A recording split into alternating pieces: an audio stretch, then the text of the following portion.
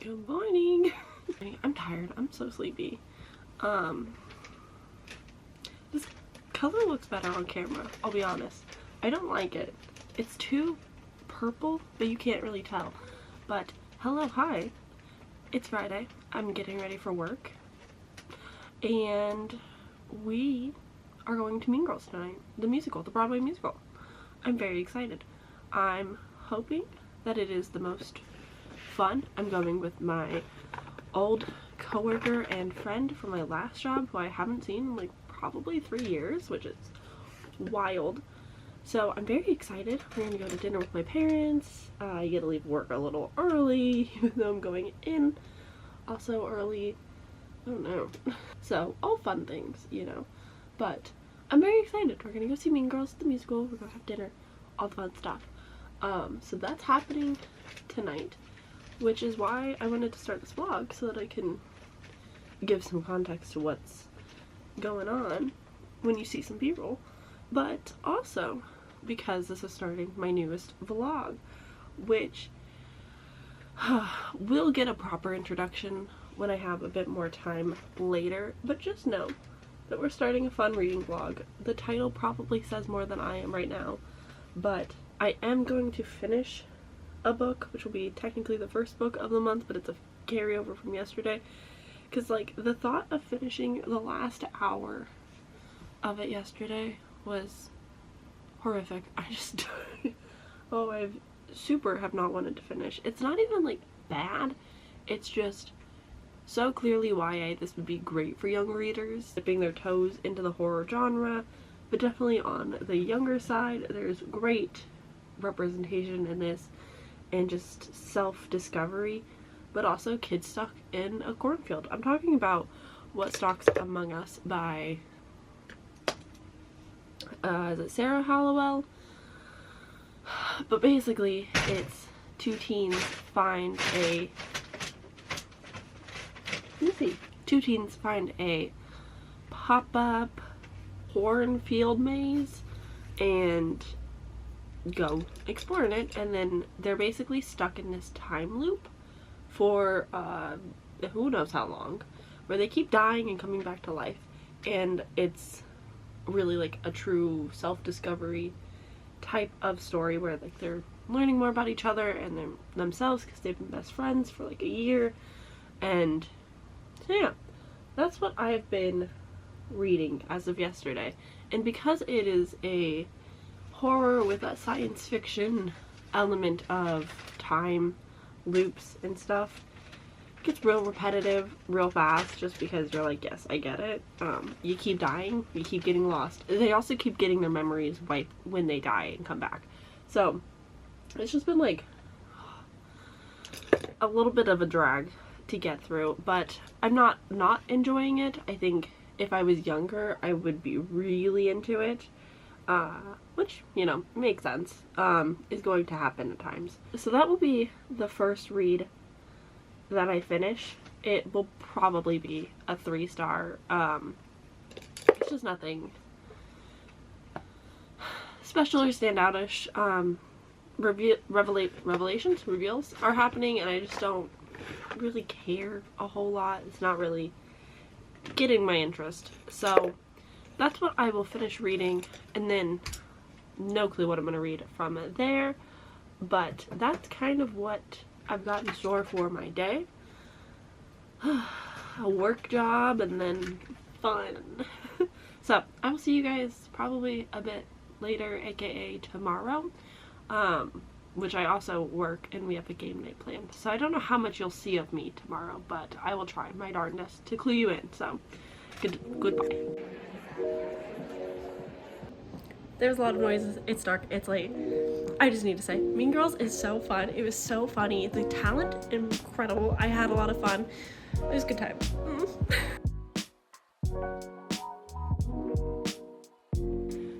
Hello! I'm here to properly introduce this video because I didn't really get a chance, and I also have so many updates. So, one, hello, hi, how are you?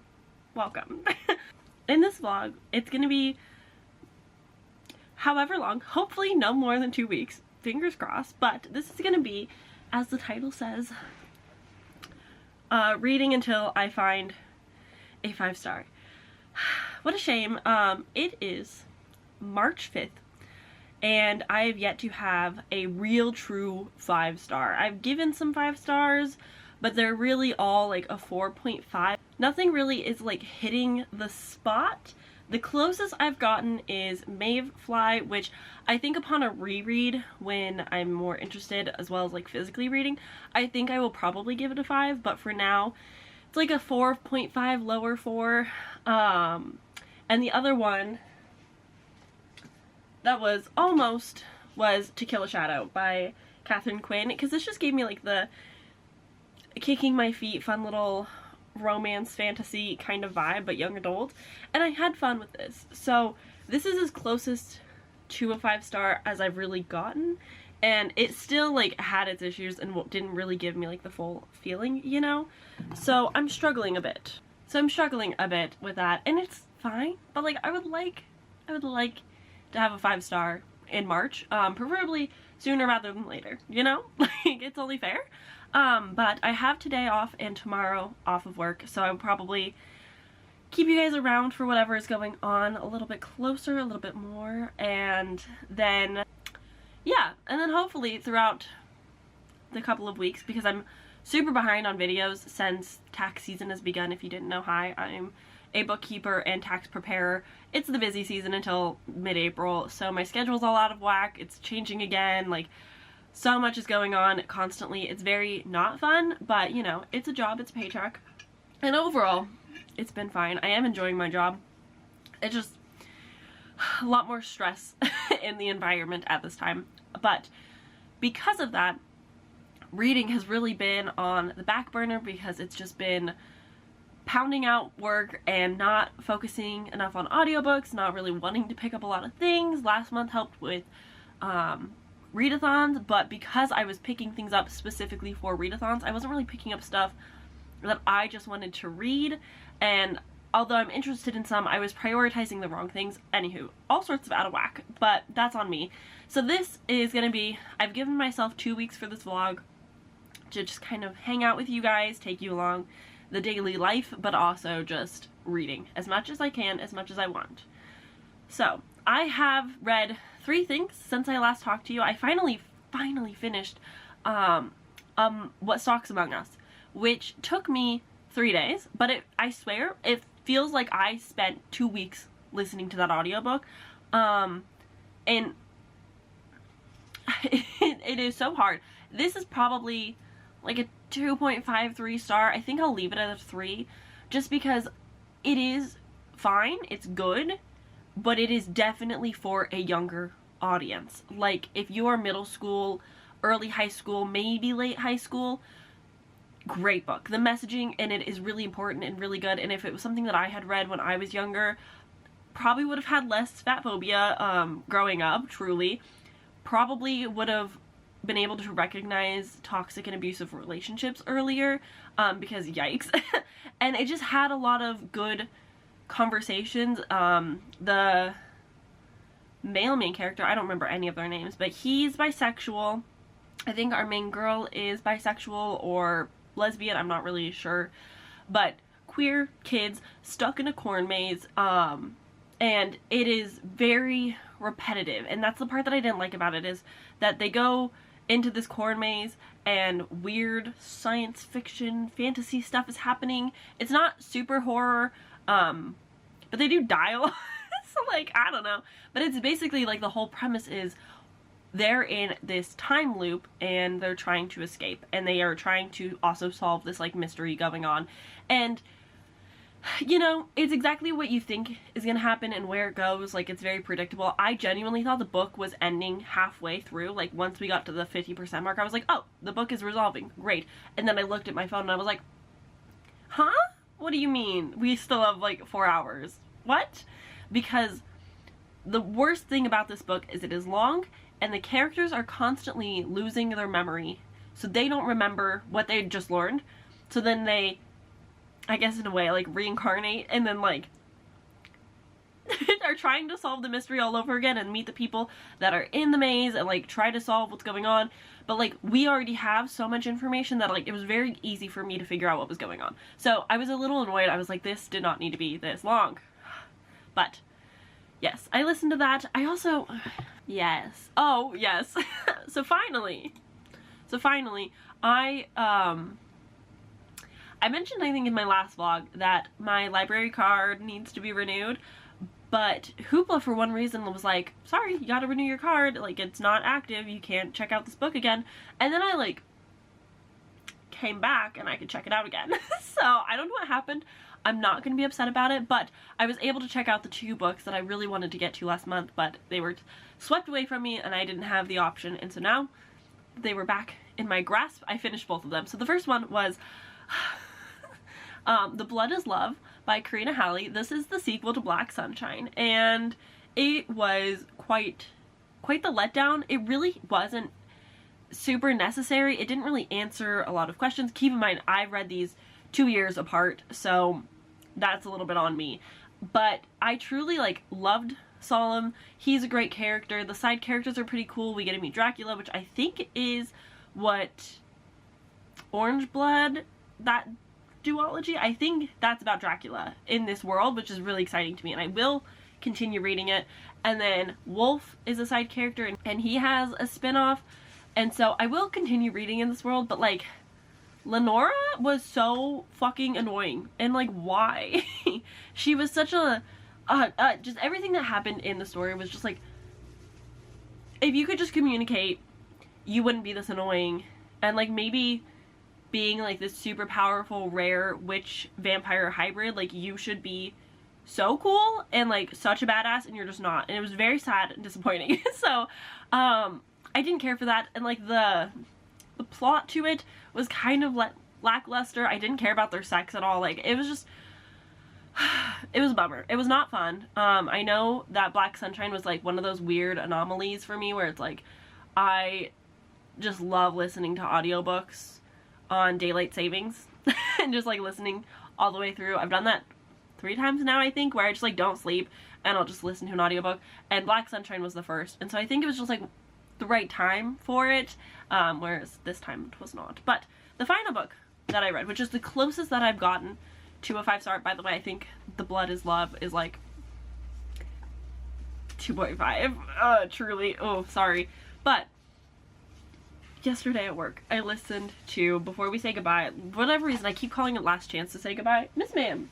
But I finally listened to the 4th book in the Before the Coffee Gets Cold series, which I really love this series. I've given all of them 5 stars in the past, but reflecting on them, and like, I was just it's a very strange thing. So basically, if you don't know, for some reason, this series is set in Japan, in this little hole-in-the-wall, not super exciting cafe, and there's this one seat that can transport you back in time where you can talk to somebody who's also been in this coffee shop. And the whole rule is like, you can go back in time, you can't change the present, and you have to be back before the coffee gets cold or you turn into a ghost. And I love the premise, and it truly, like, this is just like a little anthology, a little snapshot of people's lives. And these books, I don't know what's in them. I don't know. The narrator is somebody who I love. I've listened to a lot of his books that he's narrated. I just really enjoy him.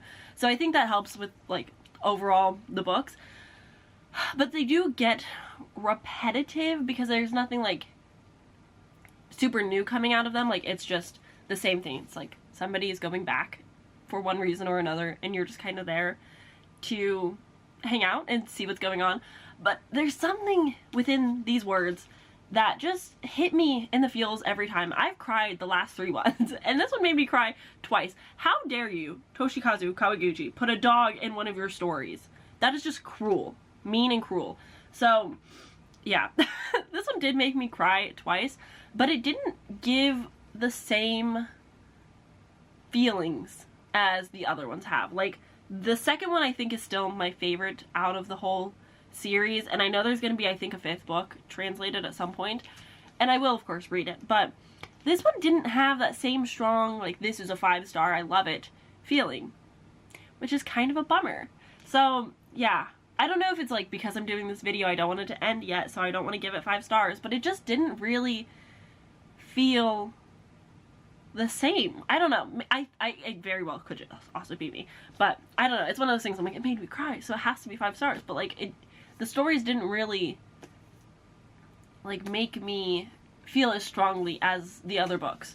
So I think it's like a 4, which hurts me. I think more so than anything, it's very similar to like the TJ Klune thing, where it was like I loved one of his books and all of the others have kind of been more duds, and I just like feel bad. Like I don't want to give them a lower rating because in my head I've like hyped it up to be like a favorite thing, and so like anything other than that feels bad. I don't know. It's just, I don't know. It's me. I'm gonna always be the problem. I mean, just move on. So that's where we are at.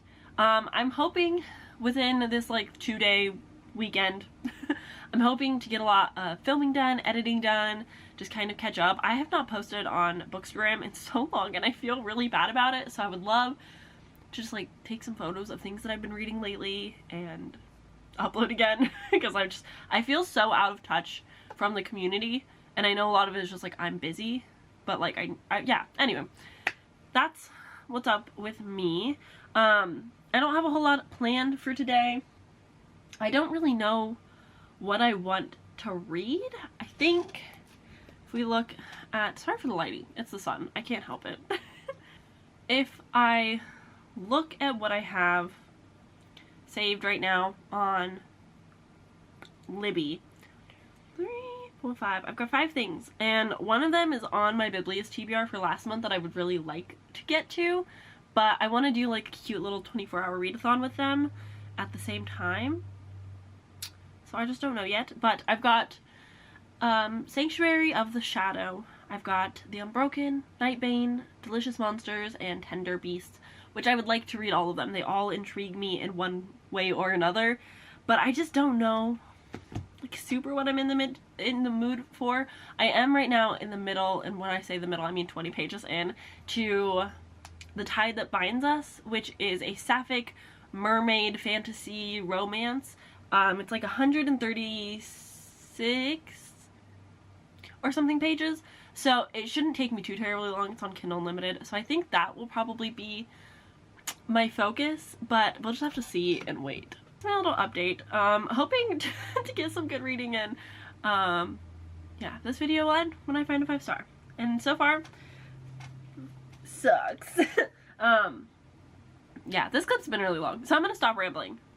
I'll catch you later. Yeah. Hi, long time no chat. How are we doing? I haven't read since Before We Say Goodbye. That's the last book that I have read. So I think this vlog might have to go longer than I expected because I'm just not... I know I talk about it in every vlog. It's getting repetitive and very boring, and I apologize. I am also over it, but I'm just not in a big listen to an audiobook at work type of mood because I'm like actively using my brain, which I know is wild. So I've been watching like YouTube videos because I don't need to focus quite as much as like I'm trying to with audiobooks. But at the same time, when I come home, I'm watching more YouTube. So I feel like I need to be one of those girlies that does the like swapping my screen time for reading time, but I can't read for 10 hours, 8 hours a day. Like, I'm sorry, I watch a lot of YouTube at work. I can't do that. Wish I could, but again, it would just be audiobooks at work, which is like normal for me, and it just isn't right now. Anyway, that's where I'm at. So I have started The Unbroken by C.L. Clarke, and I must say the audiobook narrator is giving emotion, is giving performance, and I'm really enjoying their narration style and just like how they're telling the story. My issue with the story is that we're following these two perspectives. One who's like this orphan girl that was like raised to be a soldier type, and then we've got the other who is a princess, and like their worlds collide. I don't know if they're gonna be together. This is tagged as queer, so there will be romance somewhere, but I've heard not good things about the romance.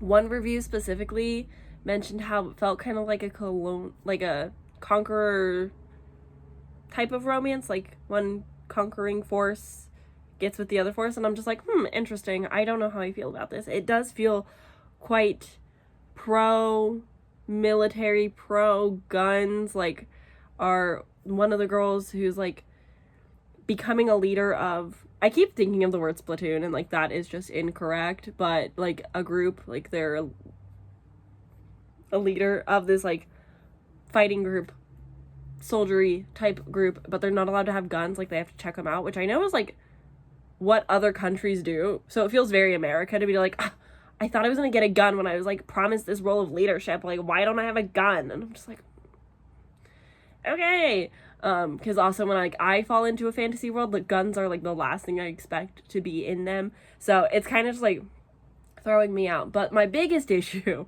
although the narrator is good, I'm having a hard time separating these two women from each other, like, who is who.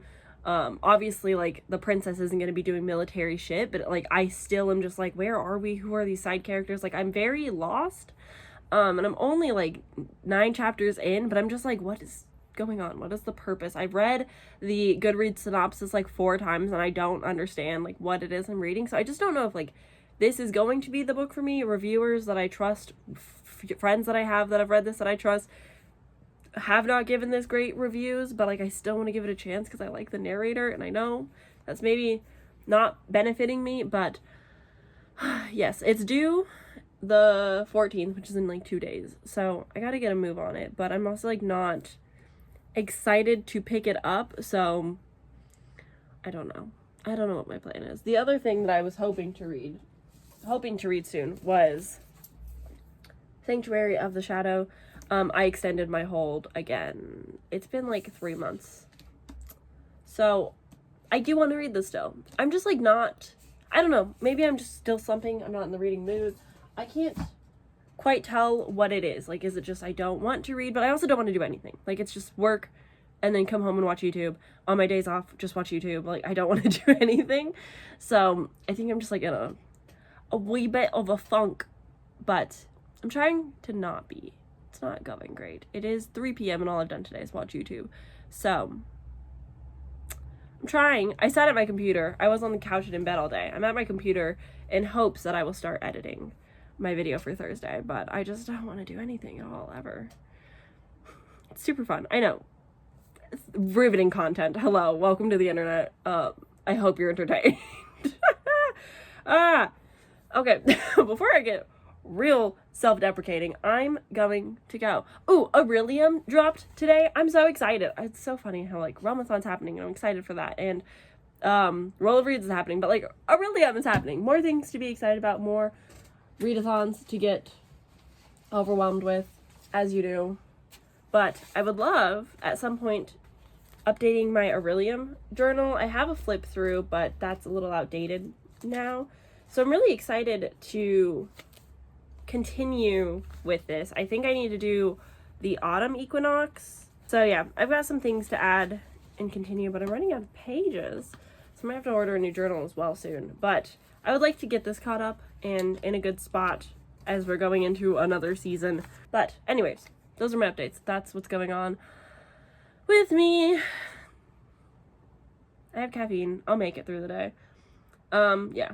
So I'm hoping to, I have today and tomorrow, so I'm not, like, too pressed about, like, wasting my time, but I'm thinking if I edit my video for Thursday today, that's more things I can do tomorrow, and, like, I would love to do some creative stuff, even though I don't feel particularly creative. Maybe if I just, like, start, it'll be good. I don't know. We'll see. That's my goal. I would love to do stuff. Anyways, this has been so rambly for no reason. Goodbye. Hello, my pals, my friends, my dear, I don't know where I was going with that. I was like, compatriots? Anywho, what's good? Hi. I just had my big girl meeting for the year. I got myself coffee. This was so expensive for what it is. It's very sweet, but it's fine. Oh, okay. Hi. As I was saying, I got my big girl meeting done and out of the way. Hi. Which feels nice. Invest in yourself. Get a retirement fund going. Like, do yourself good now. Anyway, I'm losing the plot. Hi! Hey, sir, stop trying to drink my drink. But anywho, I finished, why? No! I finished my little meeting, and I'm now feeling good. I feel cute. I really like this new little jacket thing going on. And so, yeah, I'm feeling great. I got my business meeting done and over with for the year, so I don't have to do that until next year. I don't work today, which is also great. I'm DNFing. I think the Unbroken. I just don't think now is the right time. Like, I just don't think, like, high fantasy is really what I'm looking for right now. Like, I want light, easy, smutty romance that, like, requires very little brain cells. I don't know what I want. But I'm gonna, I think, return my library hold because 2 people are waiting for it, and there's no point in me holding on to it if I'm just not feeling it right now. So another fun little DNF. I don't know. I'm like the DNF queen. What can I say? I'm slowly making progress in The Tide That Binds Us, but it's not great so far. But I do like the chemistry between the two. But like, you know, I think it might be me. But I told myself as a reward, because this is all that I want to do, my reward to myself, if I accomplish my to-do list, which is clean the bathroom, fold some laundry, make a business plan, edit 2 videos, then I can play The Sims. And that's what's gonna keep me going today. That's what I'm so excited for. I've been on such a Sims kick. I'm setting something up with it, and so like it's just been a lot of fun. I'm planning to do the Not So Berry challenge again, and I'm just like having a good time in life. I'm thriving. So that's, I think it's Dramatic Boy. Anywho, so that's what I've been doing with my free time. Yesterday, I literally did nothing but play The Sims and like build. So that's where I'm at. That's what I'm doing. It's been fun. It's been real. I'm gonna go because I'm just rambling, but that's what's up with me. Goodbye.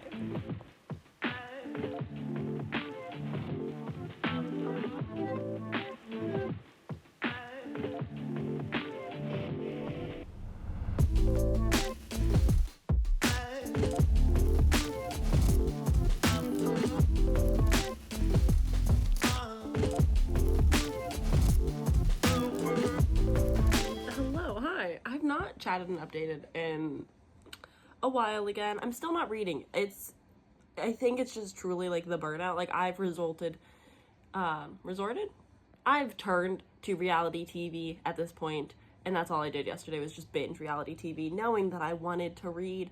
The burnout of everything is so strong. It's so there. So I'm watching The Ultimatum, which is terrible, just bad. Yesterday I watched Perfect Match, which was maybe worse. I can't tell. I'm not sure. No, I think it's better. I don't know. It doesn't matter. We're not reviewing that.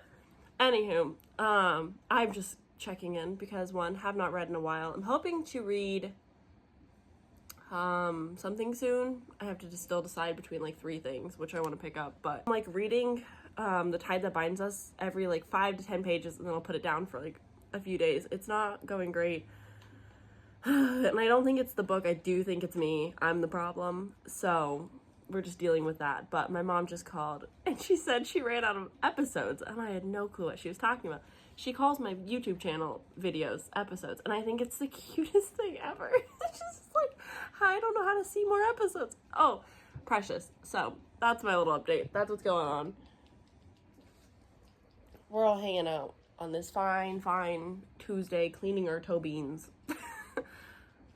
We're all just hanging out, watching stuff. I'm folding laundry. I'm being productive. I'm just not reading. I'm bummed about it. It's so annoying.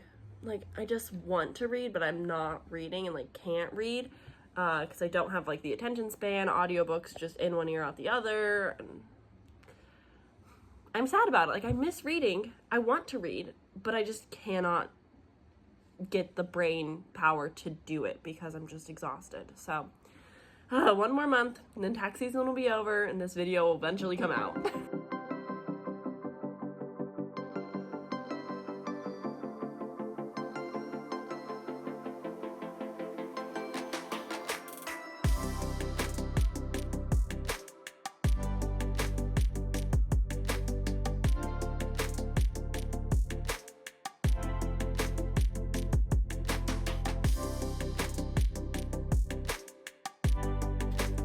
hello. Oh my goodness. How are we?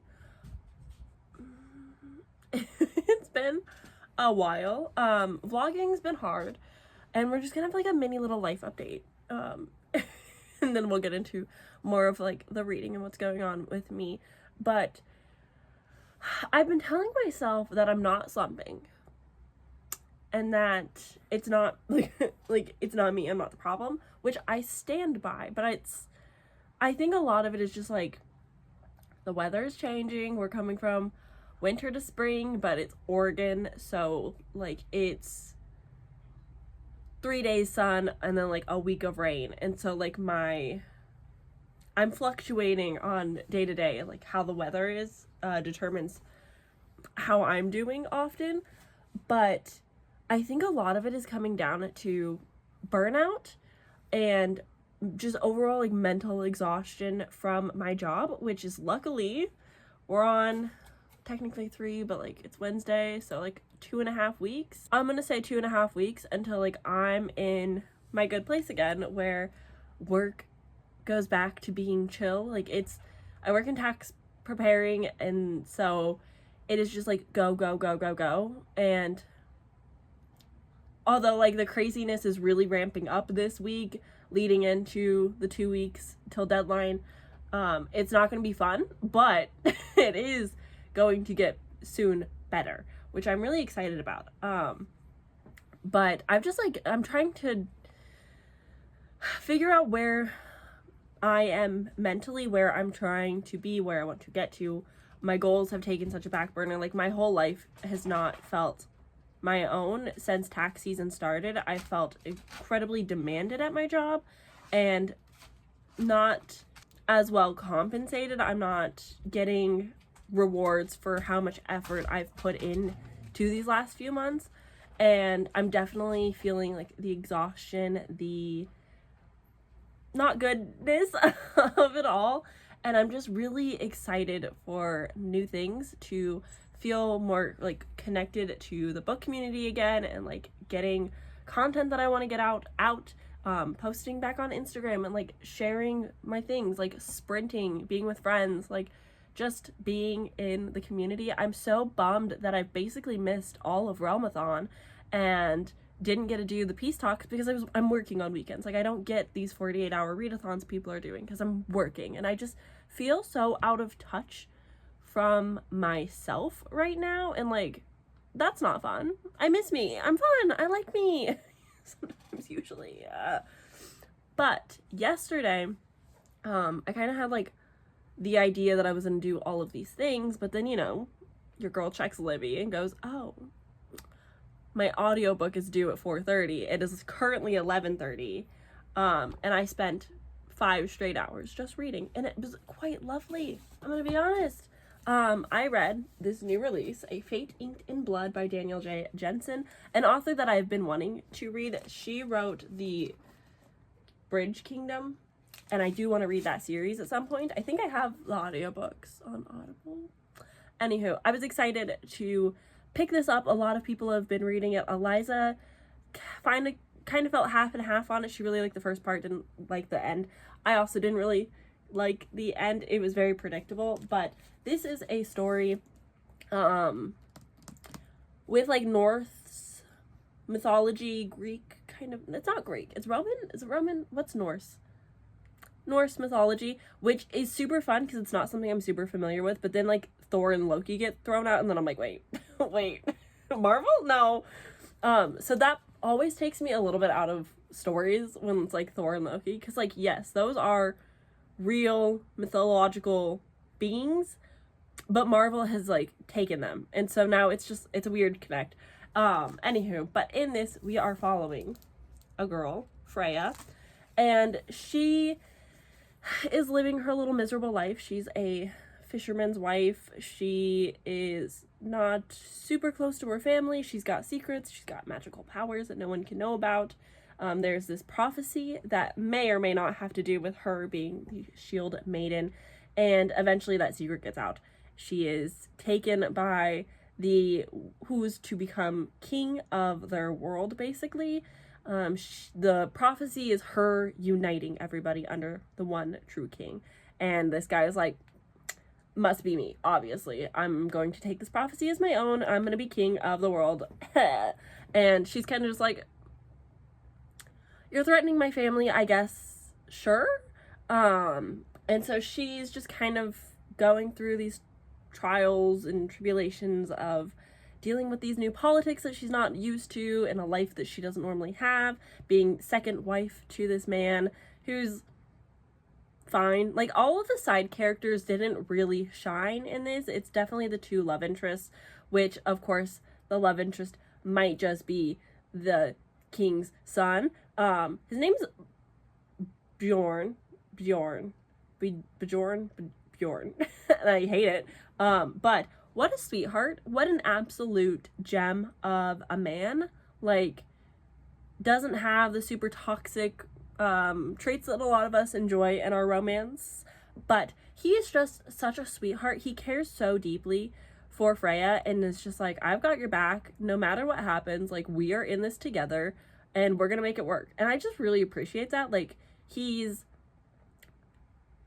so the coolest thing about this book, so I mentioned, like, it's got the Norse mythology of the gods, and it's cool because there's just chosen people that the gods kind of just, either from deals or just like wanting to cause chaos and just like have a little fun, they'll like give drops of their blood to babies, and then the babies are born to be unfated, which is why it's the saga of the unfated. Those with god blood are not only unfated, therefore like their destinies are unknown, and they don't know how, like the gods don't know how they'll die or where they're gonna go, so they can really change and create their own destiny, whereas like most average normal humans, just they have a set plan from the gods. And I really like that they're unfated. They can just like kind of do whatever they want, but they also have really cool and unique powers to whichever god they are honing to some degree, which I also think is really cool and fun. And I really liked the god magic, just the how close to the gods they are in this. I don't know, I find that really interesting in books, which is why I enjoyed God Killer, which I'm excited to get to the sequel of that soon. Anywho, off topic. Again, as I had mentioned, this is definitely predictable, which was my biggest gripe with it, but it was a very fun, like, bingeable story. Like, I read this in one sitting. I just sat there for 5 straight hours, just enjoying my time reading this. It was easy to follow. The writing wasn't, like, too flowery. Like, I understood everything. It just, like, told me what I needed to know, but I still felt some of the quotes were really beautiful and, like, resonated with me.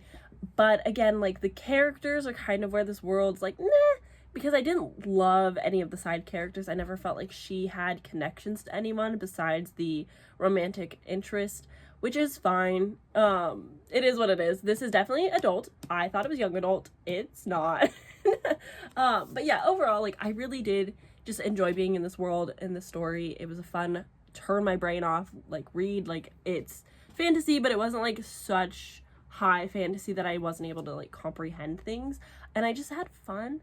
It's 4 stars because it was predictable, and I knew basically how all of the end, like, last 100 pages, I knew everything, which will be fun for some people because I don't think everybody will get all of it, but I read a lot of fantasy, so I was like, obviously.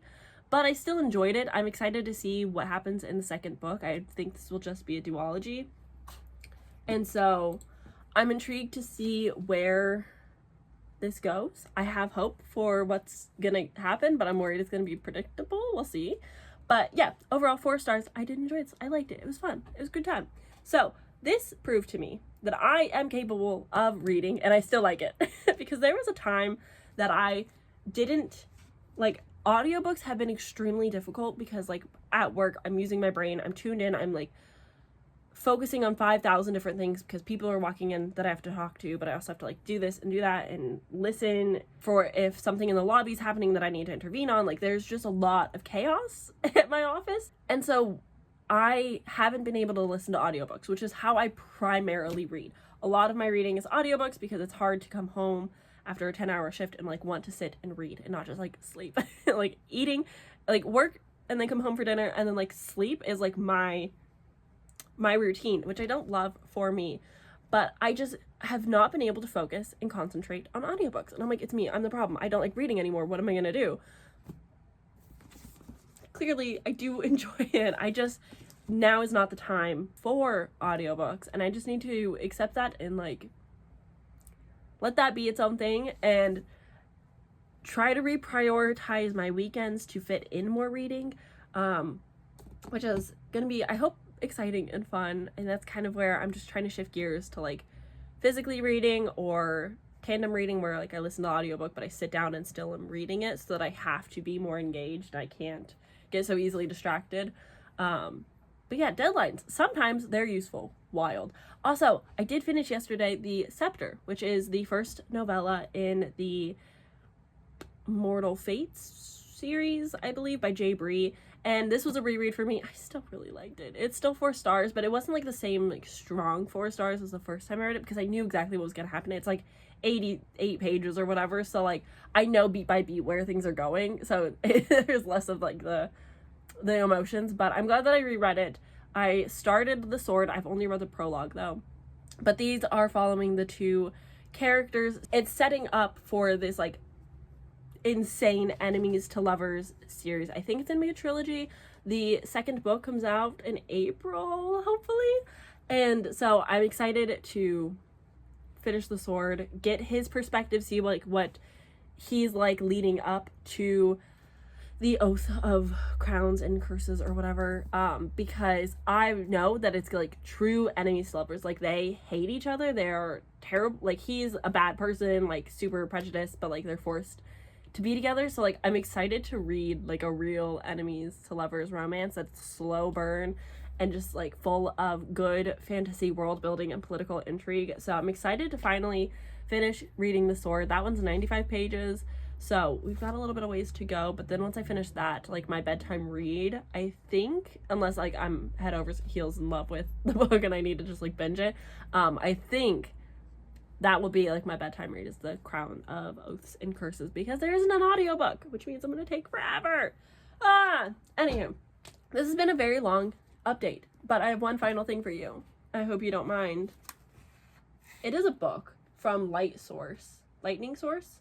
I don't know. I don't recall buying anything. No, wait. What is happening? What is happening? I don't think I ordered this, but I don't recall giving my address to anybody. Wait. Is this it? Yeah, okay. I figured it out. So, wow, I've just like really went on a journey. I was so confused. There's like no notes or anything. It's just like the tracking sheet. So, long story short, in December for the Reindeer Readathon, I was on Team Nutcracker, which I didn't choose. It's assigned, but that was the team that I was dreaming of because I love Nutcrackers. I have a massive collection. It worked out great. Our team won. Team Nutcracker won, and I specifically won as like a random winner for the team. So I was assigned the prize of a physical arc. I did nothing. This just happened. I just got the email and I was like, what is going on? So it's an arc from Rising Action Publishing, and they did not give me any information on like what book it was gonna be or like anything at all. It was just, hey, you're winning an arc. The publisher will send it to you. Give me your address. And I was like, that's so fun and cool. This is the book. This is the one. Fun little skeleton cover. This is Nick Stevenson's Nether Geist, book 1. Devastatingly dystopian and hugely imaginative. So on the back it says, in a paranoid city of renegades, the last bastion of humanity holds out against the Emperor Goat. I hope it's a real goat.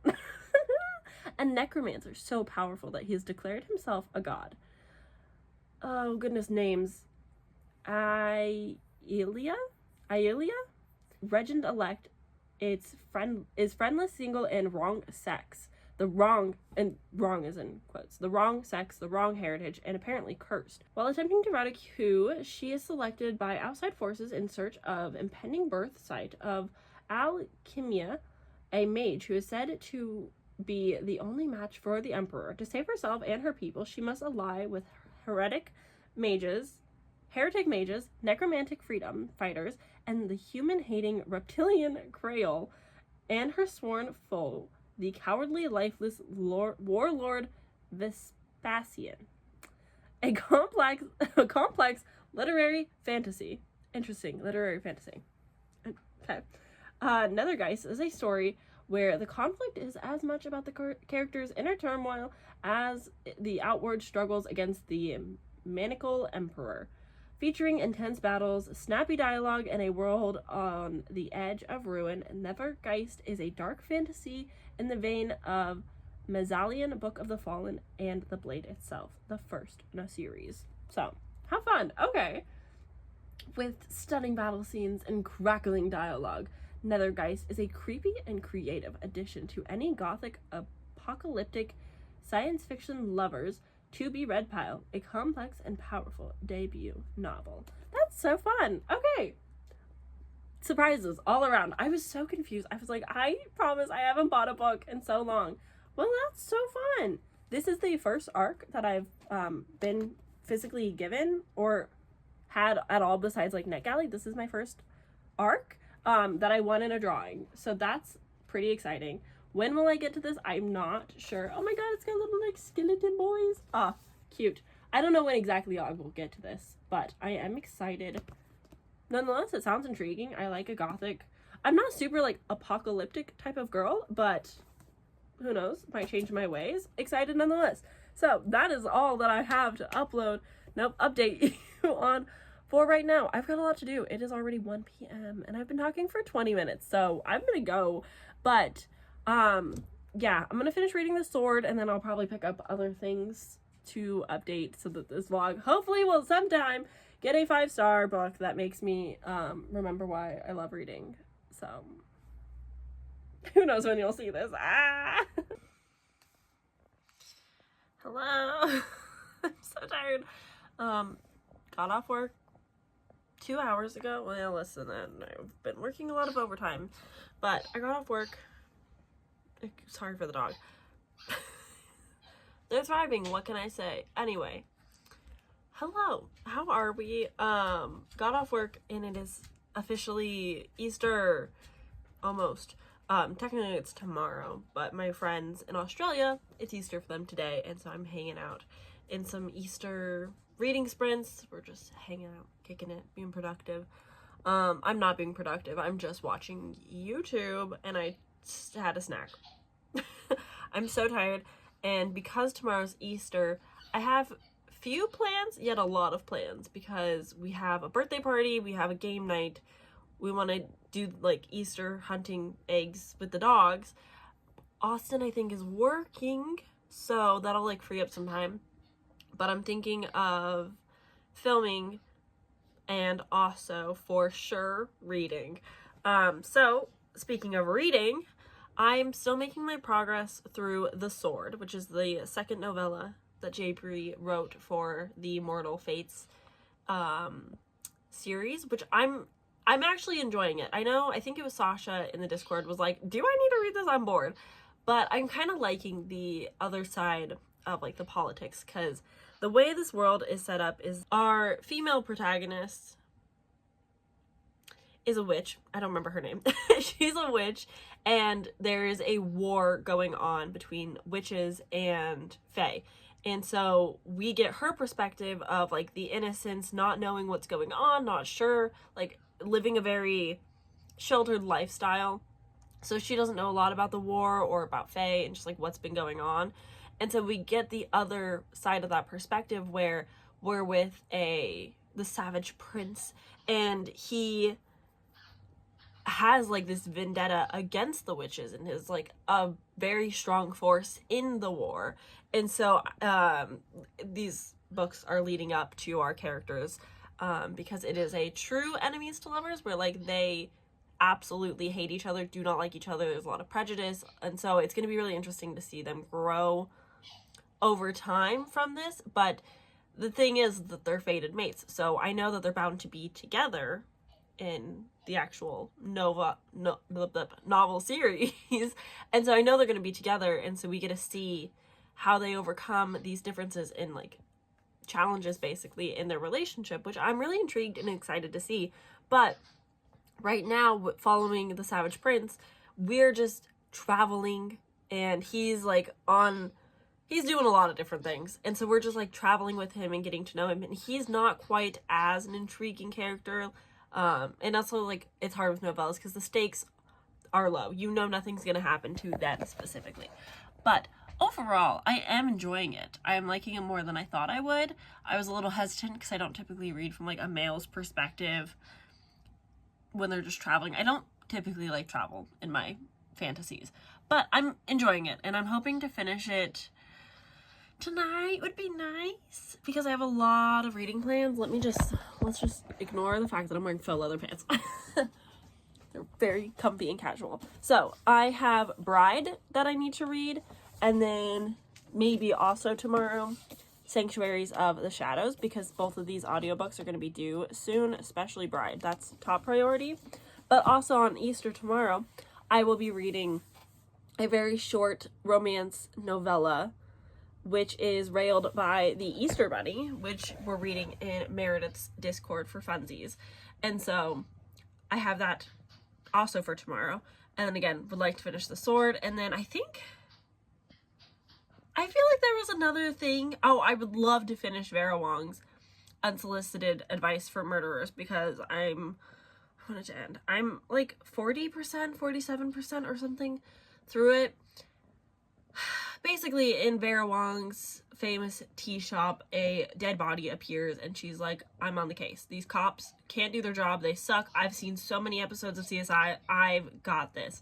And she's basically investigating. I've gotten to the part where the police are like, probably not. And she's like, She's a very interesting, fun character to follow. She's an older woman, and she's Asian, and she just like very much fits the bill of like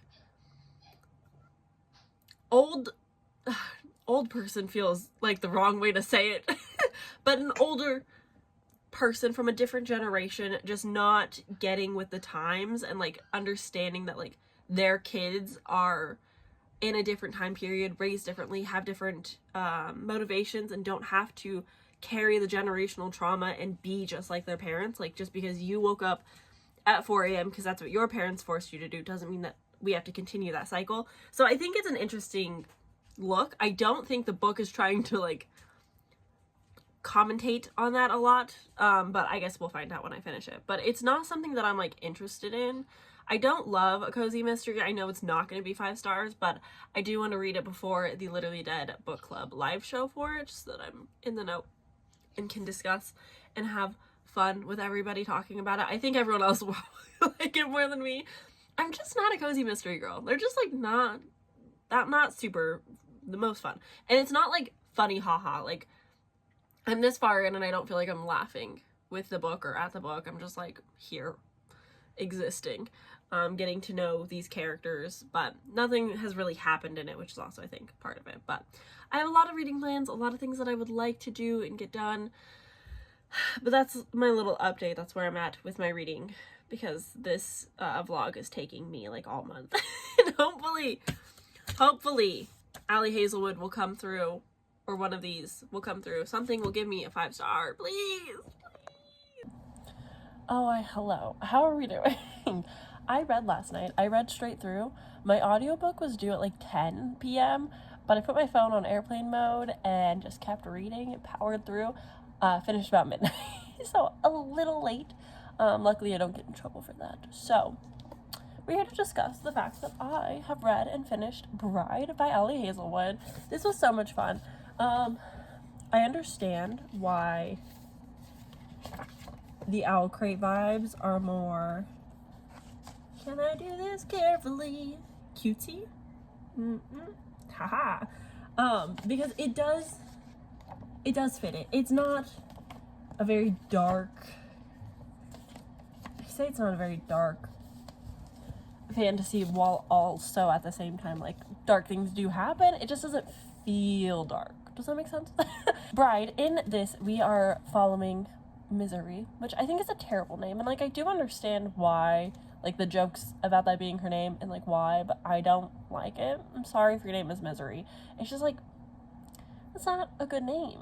I'm sorry. And then also we have so we're following Misery. She is a vampire, and her whole life has never felt like she's really belonged anywhere. She was used as collateral, so she went and lived with humans for a long time and just was like often a pawn to ensure vampire safeties, because they are not great when it comes to making alliances with the humans or the werewolf. But after, living her best life for a few years, she notices that sounds so nonchalant, but her best friend goes missing. A human best friend of hers goes missing. And she's like, wow, I'm going to turn the whole world upside down, find clues, figure out what's going on. I'm going to solve this mystery, crack the case. Which she kind of does, yes. But she basically is on the hunt for her best friend. And that's what sets this plot up. And then she's also got a little bit of a politically arranged marriage with the alpha of, I believe, the Southlands. The world building, it's lax. It was initially, based on the Q&A, initially supposed to be like in Austin, Texas, but she decided to go like unclarified place in the world. Anyway, but she is she is arranged to be married to the alpha of the Southern Pack, and his name is Lo, and he's our little werewolf boy, and that's really all you need to know. He is alpha, newly-ish alpha, and he has a younger sister, Anna, who is very cute in this book. I think that the kid does well and makes sense, and it's not too much. He's just kind of there doing pack stuff and like helping the werewolves where he can, how he can. Also has his own like pack wolf issues with like people not seeing him as the true alpha after like the way that he claimed the role. But yes, those are our two love interests and our underlying mystery plot of what's going on. She thinks that he's involved in her best friend's disappearance, and so that's why she agrees to marry him. And, of course, some type of love ensues. I think the writing of this is exactly what you should expect from an Ali Hazelwood. It is fun, it is light, it is steamy, it's cute. I really do, have fun reading this. And as someone who knows this is Ali Hazelwood's fantasy debut, I was able to shut my brain off for, fantasy. When I go into a fantasy, it's often, I have to learn a lot of stuff and remember things and, really feel grounded in the world. Whereas this was, turn off your brain, popcorn type of read. Just don't really think about it too hard. I did like that each species has a different colored blood. That was fun. A little weird, but fun. But overall, I did enjoy the characters. I thought that Misery was a fun character to follow because she was very opinionated and was not afraid to tell you how she felt, which I really liked. She felt strong in her motives and reasons for doing things, and I really enjoyed her. I do wish that Lo was better at communicating and just being a little bit better, but I like them together. I really like the side characters in this. They really stood out to me and shined, and I remember all of them. And the world building is the only thing that was lax, but I can forgive it because I know that's not what this was supposed to be or trying to be. But I really did have fun with this. It's gonna be a 4-star. It's not quite a 5, mostly because of the villain monologue. I can't stand a fucking monologue for villains. I don't need it. It's not fun. And so once we got to the part, that's the other. So the 2 reasons why this book is not 5 stars. 1, villain monologue. Don't do it. 2, very predictable and expected. Nothing shocked me, nothing got me, which I know, again, giving it grace because that's not really the point of this. This is just a fantasy setting for contemporary modern romance. But because I read a lot of fantasy, I was yeah, this is all exactly what I would figure is gonna happen. Nothing surprised me or twisted, nothing. It was just a fun popcorn read. But overall, I did have fun. I'm happy that I read it. I'm excited to talk about it in a live show with my friends for a book club discussion. I don't know what I'm going to say. Hopefully I remember everything. But it is very much just kick your feet, giddy little fun time, hee hee ha ha, you know? But yes, that is what I've read. I also finished The Sword. I don't know if I've told you guys that, but I finished The Sword. It was fine. It was definitely 3.5. No, I didn't like it as much as I liked The Scepter, just because he was just traveling and brooding and talking about how much he hates the witches, and I'm like, yeah, I get it, bud. You're prejudiced against them. Can we move on? And again, it was also very predictable, and I was like, yeah, of course. That's gonna be your big bad. Like, that's what's going on. It's royal politics. Like, there is no surprise there. So overall, 3.5. It was fine. I have been making my way through... Oh, hello. I've been making my way through The Tide That Binds Us, and I don't dislike it, but I don't like it because it's in third person, and it's making me have, like, a really hard time connecting to our main character and feeling like I know her. And it's also short, and it's cute and sapphic, which is fine, but I'm just not interested in her mermaid politics with the other people. I just don't care. I'm like 50% in, so I just want to finish it because, again, it's short. And then I've also started Railed by the Easter Bunny, which, again, I don't think will be a 5-star, but it's short. Easter just recently passed, so I want to finish it soon. If I take too long, I'm not going to finish it and go back to it for another year, so I would like to just, do that so that I can watch Sasha's video and be, like, at least halfway clued in, because I'm not going to read the sequel this year. It's just not going to happen. I didn't give myself time on Easter. I was busy. But those are my reading check-ins. I really, really, really, really, really, really want to read Nightbane and the Sanctuary of Shadows because I have good feelings, and I'm really hoping for some 5 stars here soon. Because this video is taking a really long time that I don't want to film B-roll or talk about, like, my own personal life anymore, because I'm like, oh, this video is way too long. But we spent all day cleaning. That's my update. We did part 1 of spring cleaning, which is, like, the surface level, like, clean everything, which feels really good, and I'm really excited about it. So next step will be deep cleaning. But the next step for me is to read and eat some steak fajitas, so...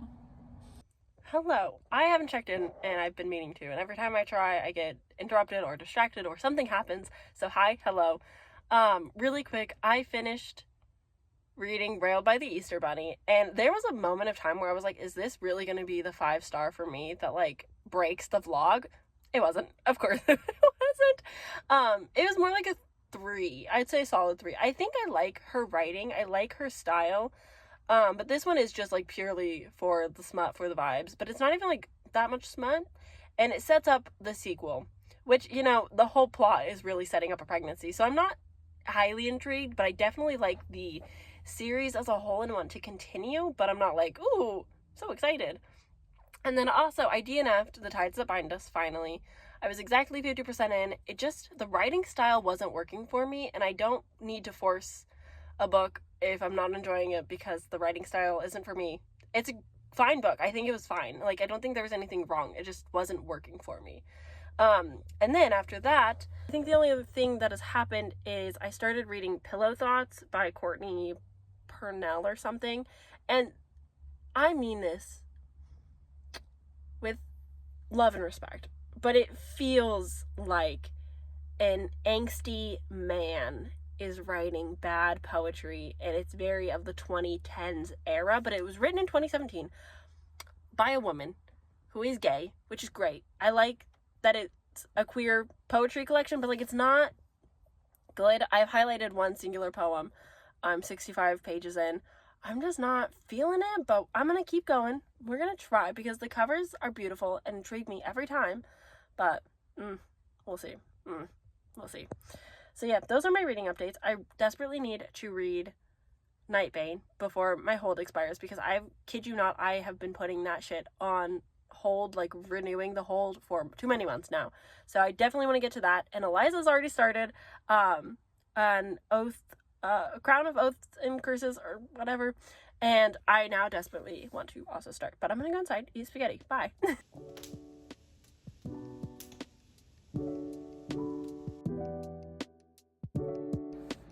Hi, I'm sick.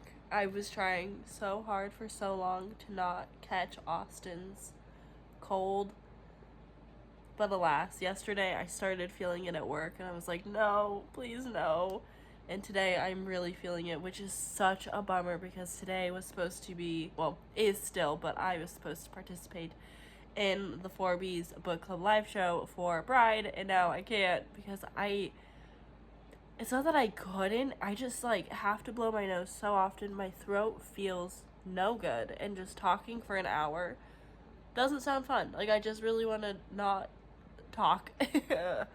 But quickly, I forgot to tell you that I finished reading Vera Wong's Unsolicited Advice for Murderers. It's a 3, very found family, very like cozy, low stakes, exactly what you would expect from a cozy mystery, but I'm learning those just are not for me. I'm not that interested in them. So it was fine. It was sweet. I think that if you like the found family and you want something with low stakes where you know things are going to be okay, recommend checking it out. I think the audiobook was good. Yesterday at work, I started listening to Blood and Steel by Helen something, and I'm really enjoying it. I'm like almost 70% into it, and it's just like a fun fantasy romance. Like, there's a training situation where like they're trying to become apprentices. She's like the first female to be a part of the training thing where they like need warriors. I don't remember what they're called, against like the shadow wraiths or whatever.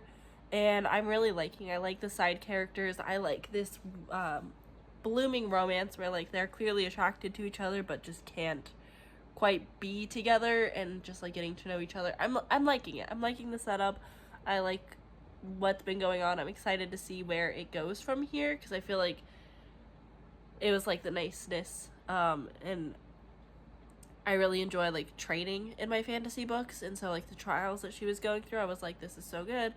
And just like the absolute misogyny, and honestly like one of the evil schoolboys, if you will, is like weirdly transphobic, but like it makes him even easier to hate and dislike because he's just so annoying, and I just like it. I wish there was more people challenging him, but like I get it. They're not going to stand up for the girl quite as much, but anywho, I'm enjoying it. I'm hoping to finish that soon since I only have like a little bit left.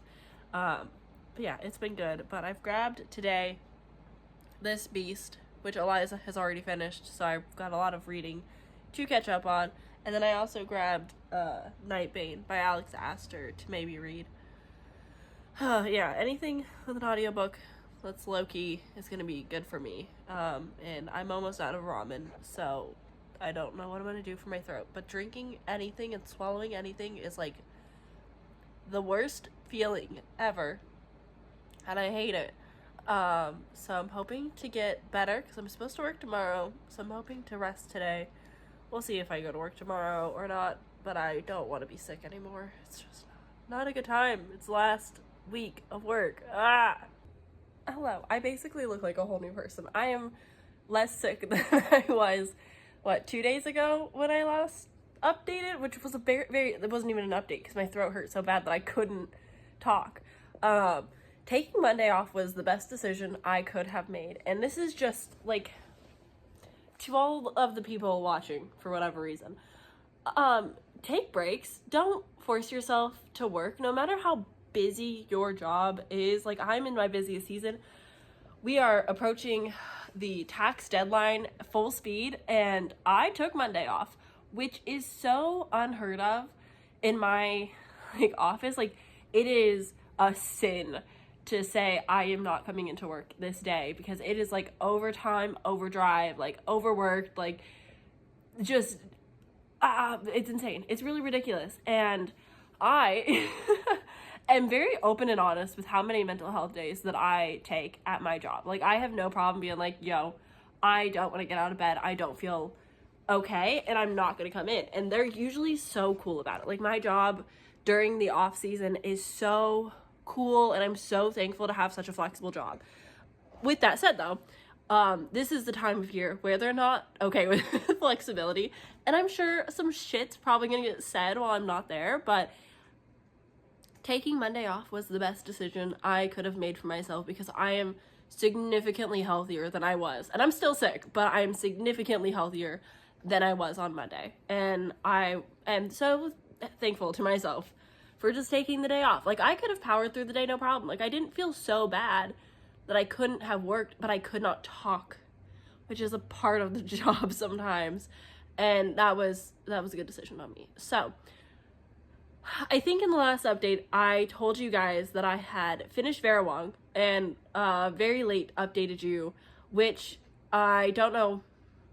I'll cut this out if it's not important, but here's like a summary of Vera Wong is this elder main character, but we're following multiple POVs in this cozy mystery surrounding a death that happened in a tea shop that seemed accidental by police, but Vera Wong is just like, no, these cops, they suck, and I'm gonna do their job for them because they can't figure it out. Obviously, this was murder, and very much just like,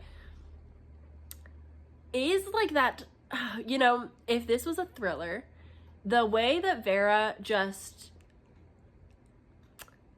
worms her way into these people's lives, even though she suspects them to possibly be a part of the murder, is hilarious and like very easily could become a thriller. Like, it's wild how like just like a change in tone and this would be a vastly different book. But Vera is a very unique, headstrong, and sometimes obnoxious character, but the found family in this is what really shines, as they are kind of solving the murder. She's like figuring it out, but like it's not really the main point of the book. It's funny how like I don't read cozy mysteries, they're just not really my thing. I don't really like mysteries in general if it's not a thriller, but I do find it funny how the mystery of the book was really secondary. Like, that was the B plot, was who killed this guy and why. It was very sad at the end. If I loved these characters more and was able to like connect to them better, I just wasn't in the right headspace for like a found family like sweet book. It's not what I want out of my mysteries. So this was very much just like not the book for me, but I can definitely see the appeal and why people like it so much. But on other news, I finished like 2 nights ago, I think. I finished Blood and Steel by Helen Schaffer? I can't remember. Okay, I think I'm just in my fantasy romance era, as you can see by the shelf. I really want to expand this, add to it, make it bigger, you know, make it grow. But I do think that I'm in my fantasy romance era. Blood and Steel was so fun. I had so much fun. It very much is exactly what I love in a fantasy romance story, where it's not quite enemies to lovers, but like they're definitely reluctant allies, definitely not each other's favorite, but like there's definitely something there. And like, even though to each other they both know that there is an appeal, like there is attraction, they do bond over things, they're still just like, for the greater good, this cannot happen because of like our power dynamics and so on and so forth. I love that in a book. I love that in my fantasy. And then also the whole training montage of it, the trials, the tribulations, the found family within the training unit is just something I love and adore. The Empire of Dreams by Carson Ray? Oh, I haven't read that in years. That one fits this. I recently read To Kill a Shadow, which definitely fits this. It's just like my shit. I love it so much. I love it. I love this little trio of brats that are just like the outcasts, the underdogs, but like still really show and shine with how like much they adore each other and how well they get along and the teamwork of it. I love it. But I also loved the, you know how like every fantasy romance, the guy has some kind of nickname for the girl? For this one, it's Alchemy, because she was in alchemy before she became the first woman to be in the soldiers thing. She's the first one to do that. So she left the alchemy trainings, but her sister is still there. And I really liked the underplot of what was going on with like her family. Like, they were orphaned, left as children at like the gates of this town, and were just kind of taken in. And I really enjoyed like learning more about that by the end and like what was really going on. Although it wasn't like shocking. It was definitely like fun to be like, ooh, I can see where we're going in the next books, and I'm really excited. I've decided for my mental health that I will not be jumping into the second right away because I want to space them a little bit, because the third book on audio comes out like May 19th or something like that, like sometimes mid-May. So I was like, okay, end of April, beginning of May, I'll read the second book, and then wait another 2 weeks, and then I can listen to the third one, because I like the narrators. I think it's really good. I really enjoyed it. I'm really excited. So yeah, that was a lot of fun. I had a lot of fun listening to that late at night while I was just sick in bed. It was a lot of fun. So yeah, that was my little reading updates. Still not a 5 stars, definitely a 4. Strong 4 though, happy 4, and liked it 4. So yeah, that's where we are at. I'm feeling better. I'm gonna film today. Would still like to read. Austin will be out for the evening, so I think my plan is to read Delicious Monsters by Lizelle Samberry, because I own it, and I really want to listen to Tender Beasts at work tomorrow / Friday, and so I want to make sure I give myself the like time to finish her first book, so that I'm not reading her newest book, which is likely to have just better writing or like be a little bit better. I don't know. Does that make sense? I don't think so, but I'm still gonna do it anyway. So that's the plan, I think, for today. So I'll check with you guys at some point when I have updates, but that's my little like, hey, I was sick and I'm delusional, and my sick brain is still here, but not nearly as bad. So I'm glad that I can actually round out some semi-decent reviews. I'm still working on it. Gotta get better. But yeah, anyway. Hi, I think the fan might be a little bit loud, so I will make this quick. But I've gotten 137 pages into Delicious Monsters, and I will talk a little bit more about this probably tomorrow, when I'm not in a loud fan-filled room. But I'm also making progress in Pillow Thoughts, which is a poetry collection, and I'm like over halfway now, probably 126 out of 265, I think. I don't know, not quite halfway, maybe halfway, I don't know. Math? No thank you. But anywho, I've been reading it, and it's split into different sections, so it's like if you miss someone, if you love someone, if you're going through a breakup. And although it was written in 2017, it's just like giving Tumblr 2012 cheesy, just absolutely like cliche, uncomfortable cringe. Like, it is just like the bare basic of poetry. It's like your pillow thoughts. It's like what you think about before you go to bed. It's like no, it's not good. It's not good. I feel bad. I don't know if it's like I just keep picking up poetry that's like poetry, but there's no symbolism or themes or like I don't know. I'm stupid, so I want my poetry to be a slap in the face telling you what it's about, but at the same time, poetry that is a slap in the face telling you what it means is so boring to me and so uninteresting, and doesn't have beautiful prose that you want from poetry. Like, it's just basic and boring, and it sounds like something you would post on Tumblr back in the day, and I'm just bummed about it. I think I'm just upset about it. I think that's it.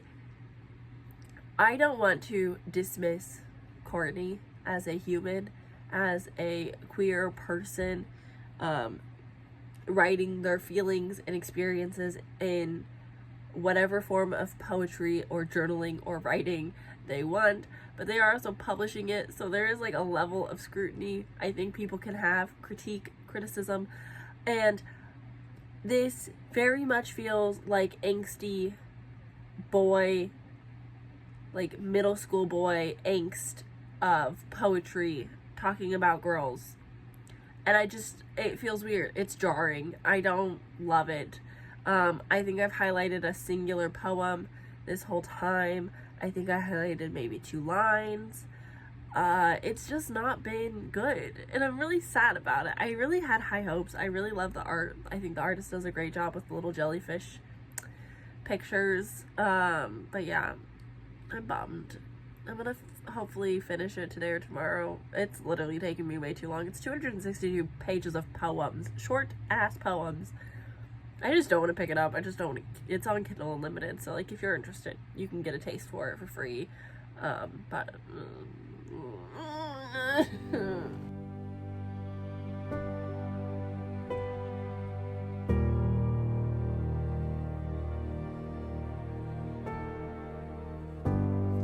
hi guys.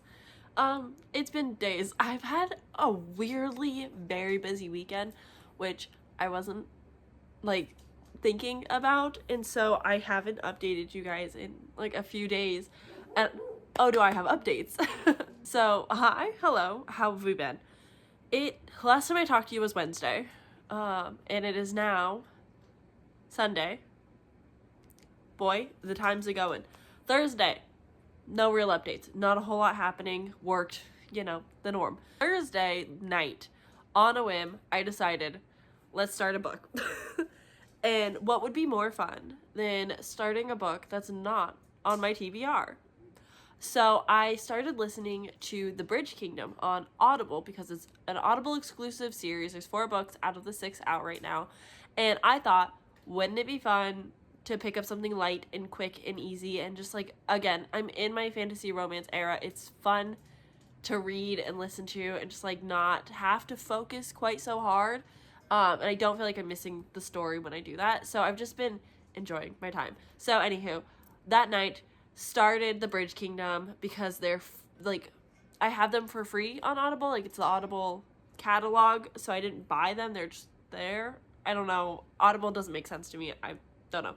But anywho, started that, got like 3 chapters in. Come Friday, I went to work and I finished the whole thing. It was an accident. I didn't mean to. Hi, sweetie.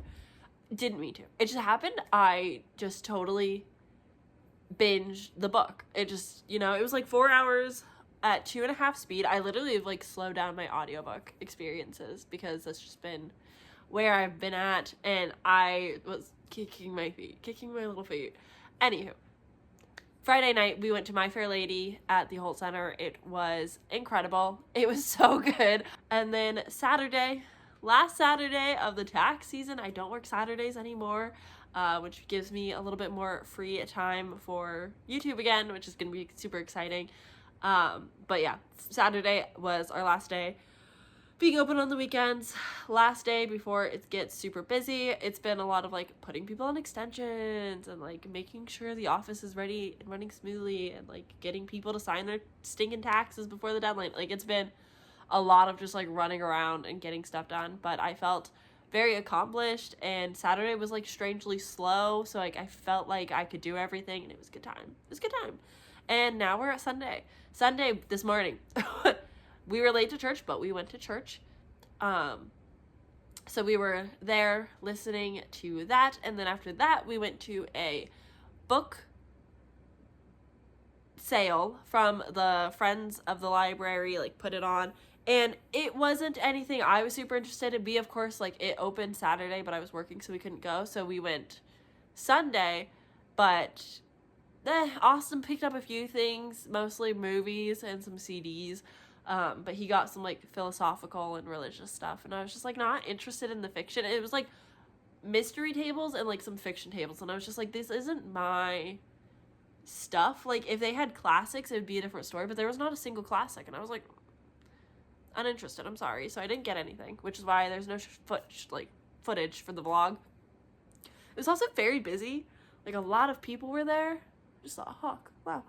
There was like so many people there, so I was like, so I didn't want to like whip out my camera and be like, so didn't do that. And then after that, we went to pick up Austin's car because he's having a lot of life things change. He's starting another new job. So we had to pick up his car from his old job, bring that home.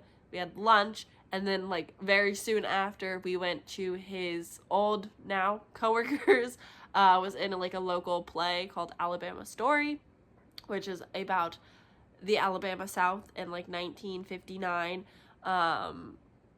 whilst a library in the South had given the opportunity to people to read this like book about a black bunny marrying a white bunny, and it's propaganda. And so there was a lot. It was very good. The acting was good. It was small, local, just like a fun time. Not a musical or anything, so it's like a little bit harder for me personally because I love musicals. So I was like, why are they singing?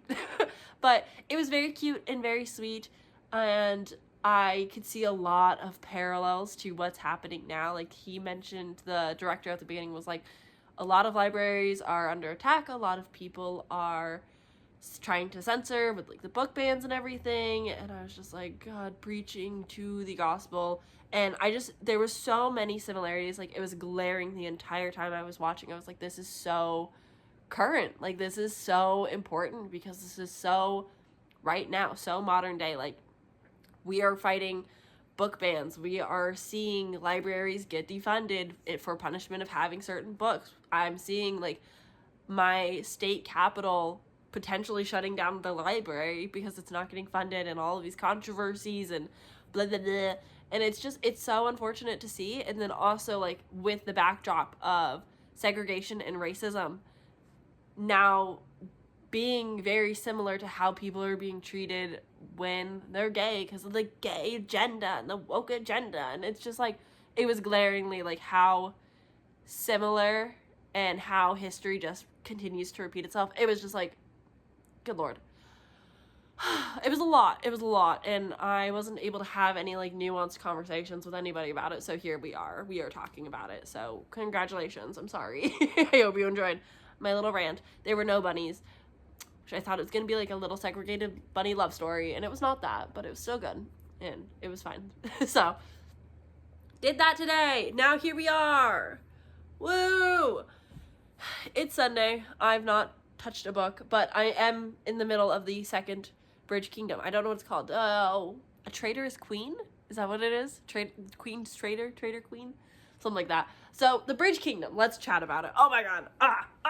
The Bridge Kingdom is a fantasy romance. It was written like 2017, 2018, I think, by Danielle L. Jensen, the author of A Fate Inked in Blood, which I recently read, probably in this video. Oh god, this video is so long. And I enjoyed it. So I was excited to be like, oh, I've heard of the Bridge Kingdom. I've known of this. I'm interested. I'm intrigued. So I kind of just picked it up. It starts out with such a fucking bang. It's so, we've got our main girl, Laura, sorry, Laura, Laura? I don't remember. And she is one of like many sisters, and they've all been like raised to be good in combat, very skillful in many different avenues, to someday potentially help with like spying and, you know, fighting for their lives and so on. And they're all sitting down for this dinner, and this one important dinner with their dad, the king, is going to decide which of the sisters is going to get married to the Bridge Kingdom's king. Oren.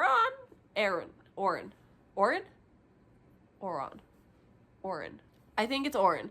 And so they're having this dinner to find out like who's gonna marry him and create this alliance between kingdoms, but also low-key infiltrate and like be a little bit of a spy to help them figure it out, because like their world or their kingdom has been poor. Oren, the Bridge Kingdom, has been seen as like taking all of the resources. They're thriving, they've got food for their lands, while their people are just suffering constantly at the hands of them. So our main girl, Laura, is like, I know a secret, and I'm gonna do something about it. So what does she do? She kills all of her sisters at the table, and just like takes her sister's place. They all knew, I think it was Marigold, who was like, everyone knew she was gonna be the prize, but she, Laura, knew that her dad did not plan to keep all of them alive and planned to like marry them off to other kingdoms or anything. So Laura took it into her hands. She's like, fine, I clearly like the best is gonna win, and I gotta do something about it. So she just like slips some drugs on all of the spoons, and they all just die. And then she goes off to get married to the King Oron. But then, like, 3 chapters later, the author drops the ball on us that they're not actually dead. And I was like, why are you telling me this so soon? Like, this is something I should be discovering about the main character a solid 50+% into the book. Like, I don't want to know this. Yes, I understand from, like, an author's perspective of, like, wanting us, the reader, to like the main character, to, like, root for her and be like, yes, go, queen. You've got this. Like, you are so good. We like you. We are on your we're on your side. We support you. Sure, I understand that, like, wanting that, but genuinely, no. Like, don't drop the ball on me like that. Like, I want to think that King Oron is horrible. I want to think that he is morally gray and bad as a king because that's life. Decisions are hard. And I want her to be right there next to him, like, equally morally gray. Both have their baggage, both have their secrets, and she's just like, yeah, I had to kill my sisters to survive, basically. But instead, we learned so soon that they're not actually dead, which I know is important to the story, but God, that would have been such a good reveal so much later. It's so unfortunate. That would have been so good. Anywho, long story short, these two in an arranged marriage get married. She is not trusted by his kingdom, so she's often, like, blindfolded on the boats so that she can't see, like, what's going on with the Bridge Kingdom and, like, learn how to infiltrate it, and, like, isn't able to just easily be a spy, basically. So they don't trust her, but also he is trying to treat her as a person and his queen, and is, like, trying to give it a chance. And yes, of course, fantasy romance, they do fall a little bit in love, and they're so cute together, and I really enjoyed them. I really enjoyed the politics. It was a lot stronger in this book than I was thinking it would be. It was definitely, like, fantasy with your romance, which is exactly what I want when I say I'm wanting a romantasy. Like, I want to read fantasy books, but they're not so hard and complicated to understand, and then you've got, like, this very sweet romance. But I finished that. It's about 4 stars. It definitely had some things that I would have preferred just in the storytelling aspect overall. Look at this queen. Hi. But just, like, overall, I think it could have been told a little bit different, and I thought the characters were nice. I thought the reveals and everything made sense and were good, and just overall I enjoyed it. And then, of course, like all fantasy romance, the characters don't end up in the end for one reason or another. Like, whatever's going on, they're not together, like, in the same place, let alone, like, romantically involved still. And so then we pick up smack second book where King Oron, the king of the Bridge Kingdom, has been kidnapped. He's been taken, and these two are in a bit of a feud and a tiff with each other, but she still goes to save him. And I love it so much. It's a very heist feeling, but it's so cute. I'm probably, like, around the 50%-ish mark, and it's so precious because we get dual perspectives, dual narrators. It is funny in between, like, the middle of chapters, like, in between chapters, it, like, plays this, like, random sound. I'll play it for you real quick. But I love that he's just like, I don't want her to save me. I'm so mad at her. Like, I hate her. She's terrible. She's a traitor, blah, blah, blah. And it's just, like, so cranky about it. And he's like, you know, if she gets stabbed with an arrow, I'm not going to save her. And I'm not even going to care anyway, because, like, I hate her so much. And then, like, he sees her shadow, like, jumping on the roof, and he's, like, his heart just feels like he just catches his breath. He's like, he feels relieved because he sees that she's still alive, even though he's telling himself, like, how much he's like, I don't care if she dies. It's so cute. It's so cute. It's giving me the enemies to lovers that I needed. It's like, yeah, he's valid in his feelings, and she is also, like, I get it. Everything makes sense. It's not, like, petty, like, I just don't like her right now. And, like, there's good reasoning. It makes sense. It's valid. And I love the, like, I don't like her. I hate her because of everything that's happened in the first book. I'm angry about it. And, like, yeah, King deserved. But at the same time, he still loves and cares for her. And it's just so good. I love it. So I'm kicking my little feet. I'm having a great time. So that's my little reading update. Impromptu. reading everything that I'm not supposed to be reading, basically, which is like, you know, fun, but like also terrible. And here we are. Also, everything on Libby that I want to read is like coming in, and so I'm just like, what do I do? What do I do?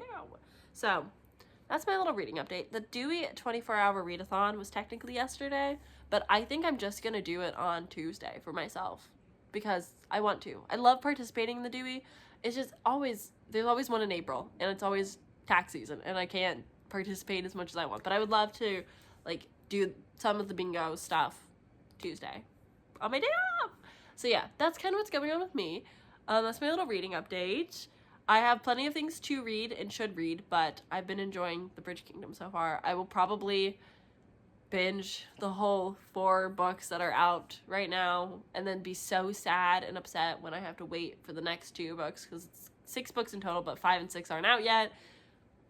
It's gonna suck, but it's gonna be alright. I'm having a good time, and that's what matters. I'm loving the characters more, like, as the books obviously continue. I'm getting to know them better and just enjoying being with them more. So I don't know if they'll get to 5-star territory. If they do, great, because then I can end this very, very, very long video. I'm so sorry, this is so long. Anywho, though, but then we can eventually end it, and who knows, maybe that'll happen soon. I'm still in I'm like maybe 25% to Delicious Monsters, so we'll talk about that another time, and that's where my reading is at, so lovely. Thank you for hanging out with me. I appreciate you sticking around. It did just dawn on me that I last talked to you in the same location, but it's fine. Ooh, fancy new angle. Look at me. Hi. It is Tuesday. It's a holiday for us tax preparers. We usually get the day after tax day off, which is nice. I won't say I don't appreciate it. It is unpaid, which, you know, so much of a holiday, but I've spent literally all day just watching YouTube. Like, I keep telling myself, Sam, do something, Sam, get started, and I just don't want to. I've noticed that at least one of my days off is just like sitting on the couch, complete vegetable, just watching YouTube for too many hours. And that's just, you know, that's how it be sometimes. I keep telling myself that I'm going to start listening to the Traitor Queen, which is the 2nd book in the Bridge Kingdom series, but alas, here we are, haven't done that. But what I have done is I've got about 15 books to catch up on, but I have started my bookshelf for 2024, and I've already started putting on my romantasy series that I actually haven't finished yet, but, you know, I know that I'm going to read them this year, and I'd rather them match and look good together now while I'm thinking about it than, like, later when I forget. So that's what I've been mostly spending my day doing, is just doodling book spines based on the covers, which has been fun, and I've been enjoying it. So that's been a big part of my day. But my iPad is now about to die, so now I'm ready to start shifting gears. With that said, I'm going to finish Pillow Thoughts tonight. I will likely be giving it 2 stars.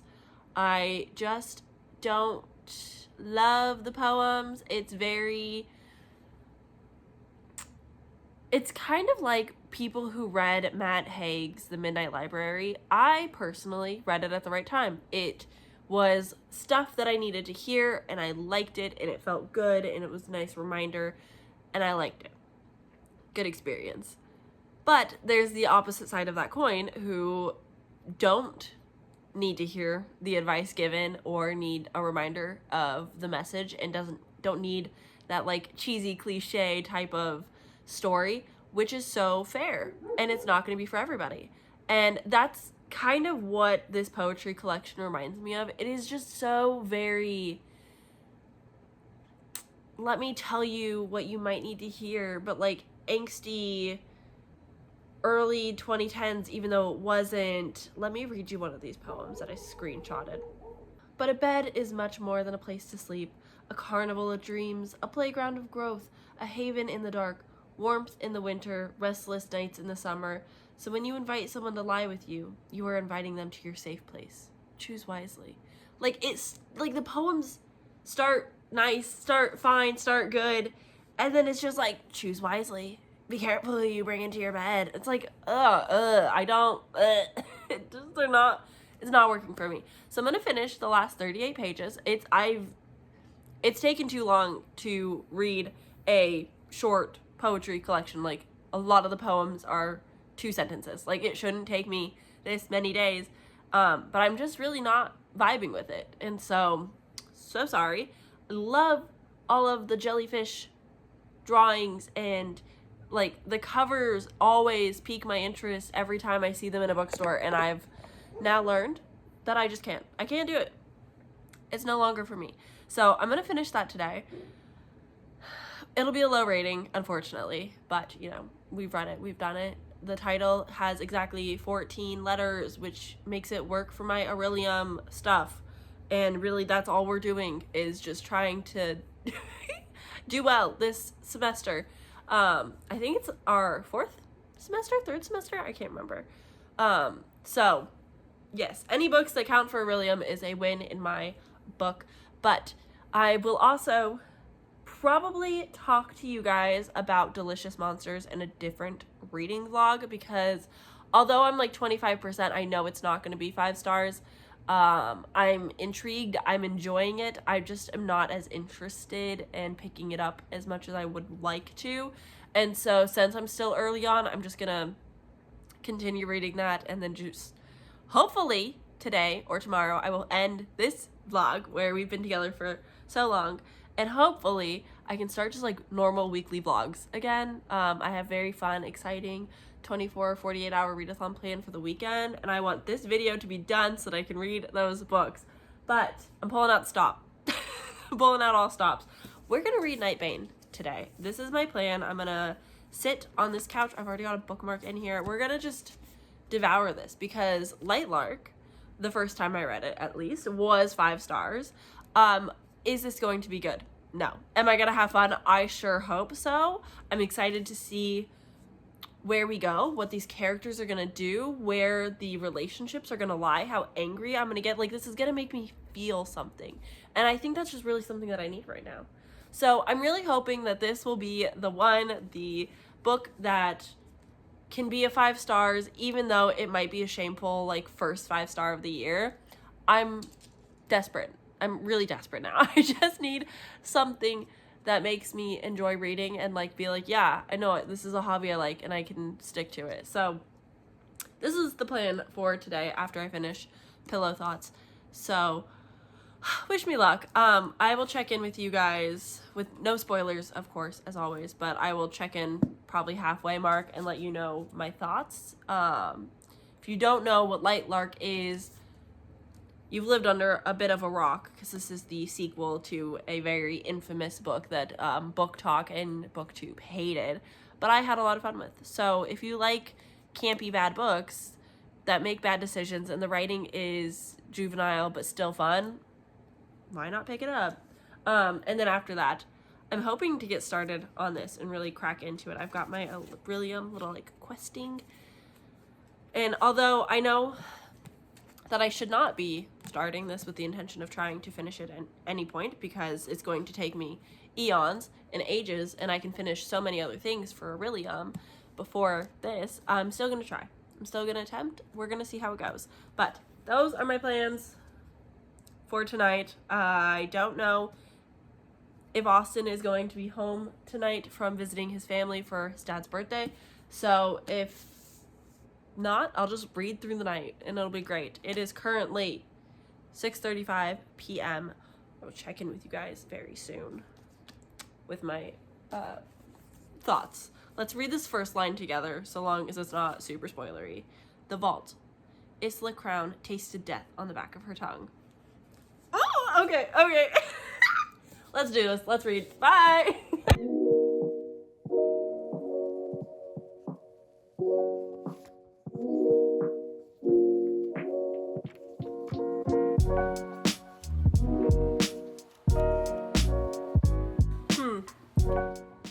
I am a fourth into this officially, 20%. So basically,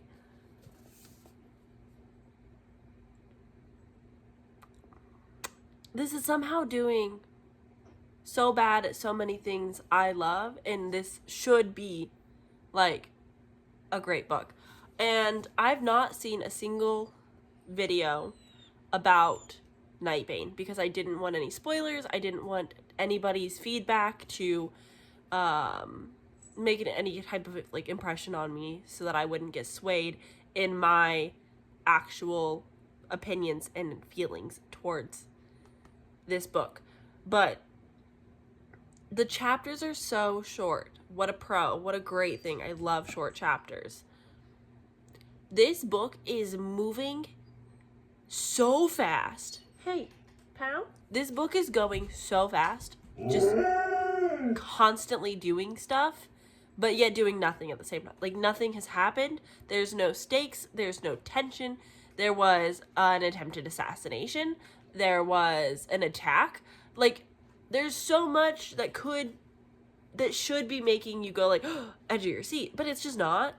Like, you know everything's gonna be fine. You know nothing is coming from anything. So it's just, like, there for,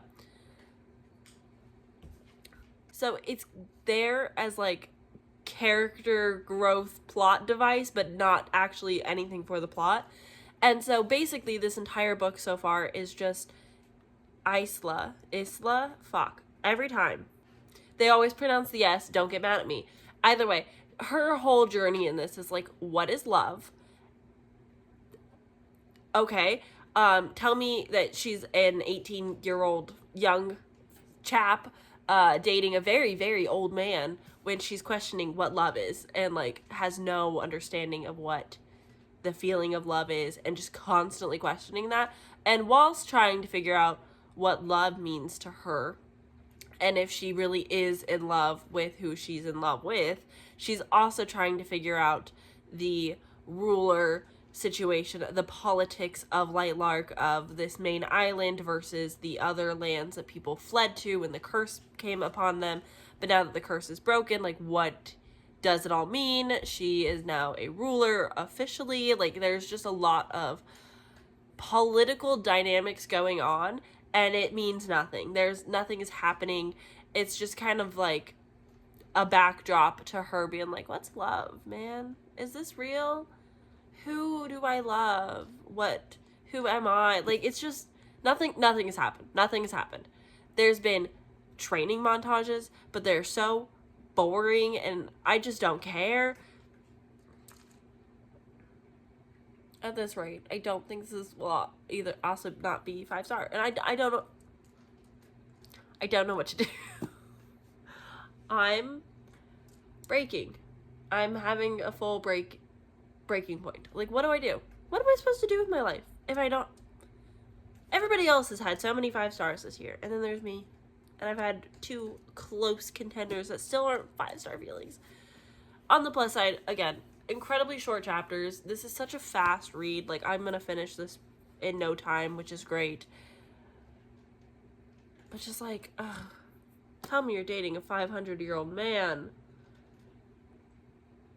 I'm so, anyway, okay. I'm gonna keep reading.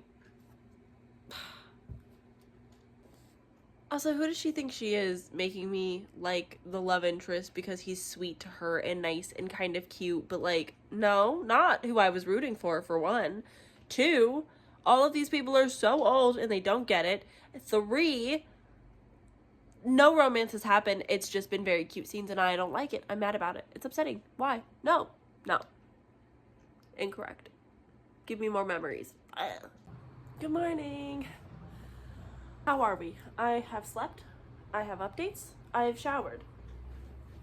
Hence this weird hair. I'm still on a hair journey. I don't know. Anywho, besides the point, last night I continued reading Nightbane and I'm about 2/3 of the way through. So we've got just a bit left. This book really picks up and starts on page 155. Like, it shouldn't take that long.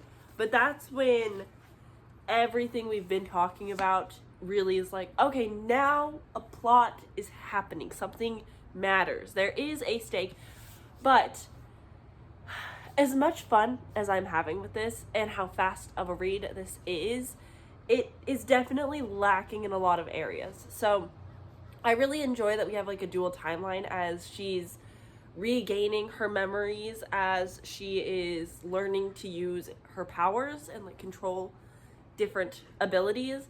And so I think that's cool, and I like the process of it.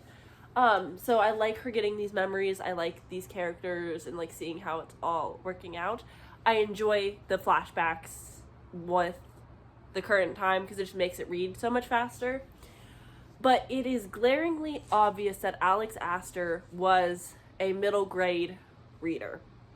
Because if you took the romance semi-steam, it's not steamy, it's not smutty, but like they're definitely getting it on, and it is alluded to, and there's one scene where he like, it's a fade to black still, but like is pleasing her.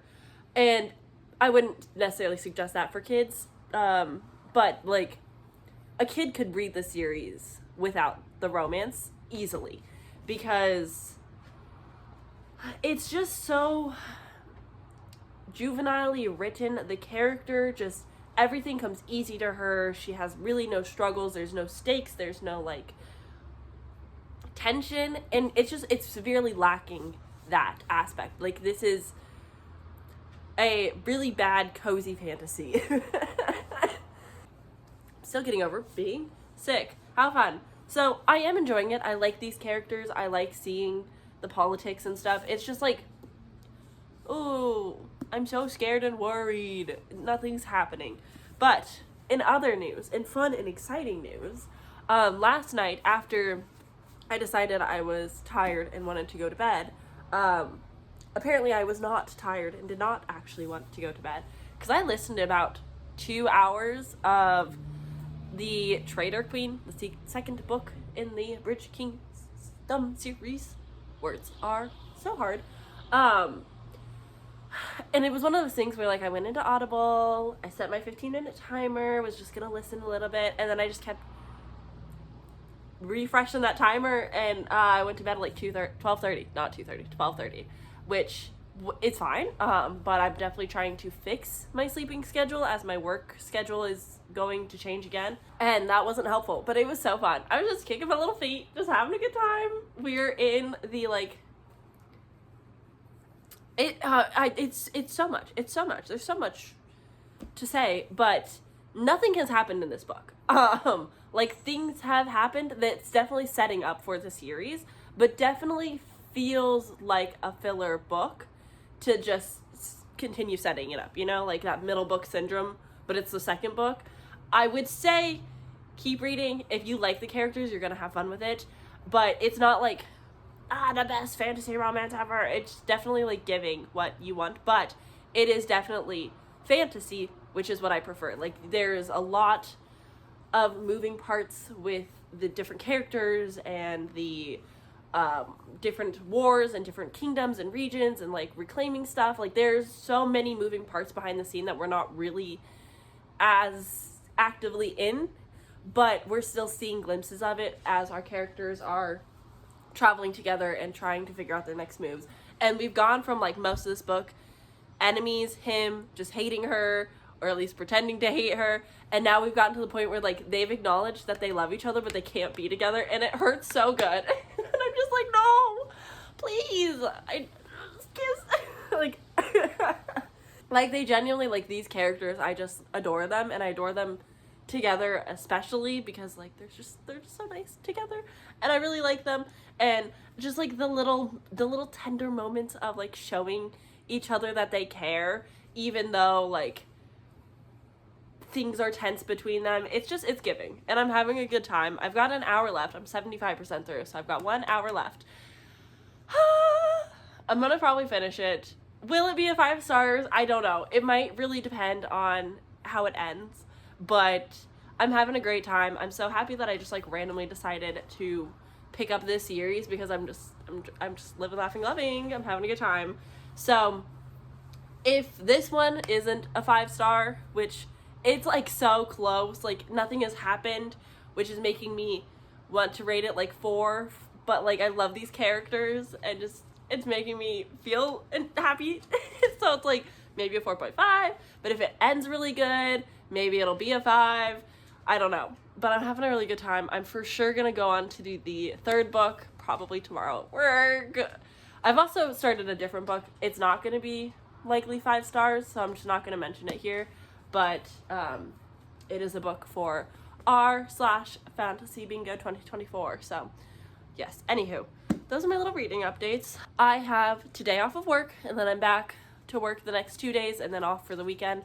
So my schedules are like shifting and changing again, but I have today off, and I'm gonna finish Nightbane, and I'm probably gonna finish the Traitor Queen, and then I will figure out if we are continuing this journey or if we are just gonna end it. I don't know yet, but I definitely need to edit a video to upload for tomorrow, which is gonna be my R fantasy. How fun!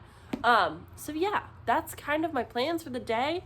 We are out of a lot of groceries, so I have no clue what food to consume today, but I will figure that out as well.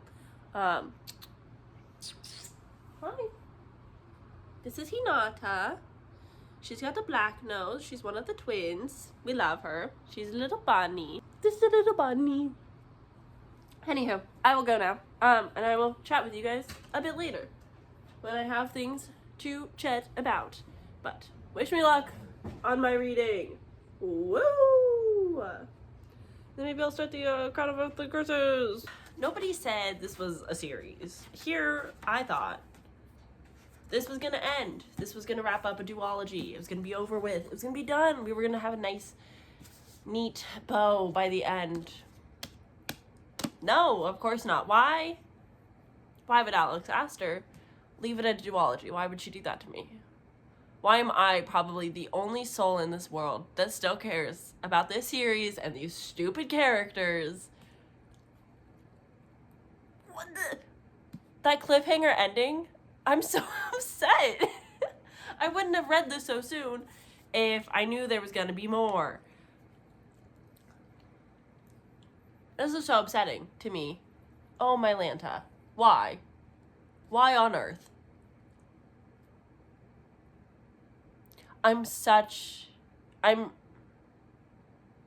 Here's the thing. There is like a love triangle in this. You haven't, like, I have my clear stance. I love who I love. What can I say? I think this is a fun way to do a love triangle because it explores the fact that like you can love multiple people at the same time, and that is possible, and that different loves can give you can fulfill different needs. And I think that's beautiful, and I think that's a fun thing to explore, especially with like the pain that comes with it, especially if you're torn between two people and it's not obviously like a poly type of relationship. But the end of this, just like everything was happening. And here's the thing. Is the writing good? No, not really. Is the plot and the beats of this good? No, not really. Are the characters wonderful? Yeah. Is the character development well done? No, but it's there. It very much feels like a beginner's series, but there's just something about it. There's something about it that has me in a chokehold that makes me go, this is so good. I had such a good time. Like, I love all of these characters. I loved the before chapters. I'm gonna be honest. If you know, you know. But I love the before chapters. They're just better. Sorry about it. But, like, the way that they would work is, like, the normal chapter would end and she'd be like, her eyes were still closed when he left. And then, suddenly this wasn't here, but this was here instead. And then the, like, before chapter would just pick up and it's, like, this memory. And it was a little bit annoying. And if you hate the trope of, like, getting your memories back at the most, like, opportune moment, like, the most convenient for the plot, you're gonna hate this entire book, because that's all it is. But there's just something about it that made me love it. Is this good? No. Did I have a good time? Do I still love it? Yes. Do I recommend it to people? Only if you are a reader like me. I don't know what to tell you. Is this 5 stars good? No. But is it like, I love these two in a romance so deeply that those chapters were like my everything? and I had fun. Maybe. Here's the thing. I gave Lightlark 5 stars because it was bad in a fun way. Like, binge-worthy popcorn read, putting on reality TV, like, bad. You know it's bad, but it's entertaining and you have fun. It's that to me. That's what Lightlark is for me. Knowing that this is going to be a series does enrage me a little bit. I thought this was going to be the end of it and it was going to be great, and that's just not what happened, which is fine. So I'm probably going to rate this like a 4.5. Probably still a 5 on Goodreads with like the full disclaimer of like, don't read this because it's bad. It's not good. No, it's not good. What are you doing? Don't sit on me, please. You're a heavy dog. Oh my goodness, I'm being attacked. So anyways, that was Nightbane. I understand the name. It makes sense to me. I get it. It was fun. I like these characters. I've read it. It's not 5 stars because like it's good, but it's maybe 5 stars because it's not good.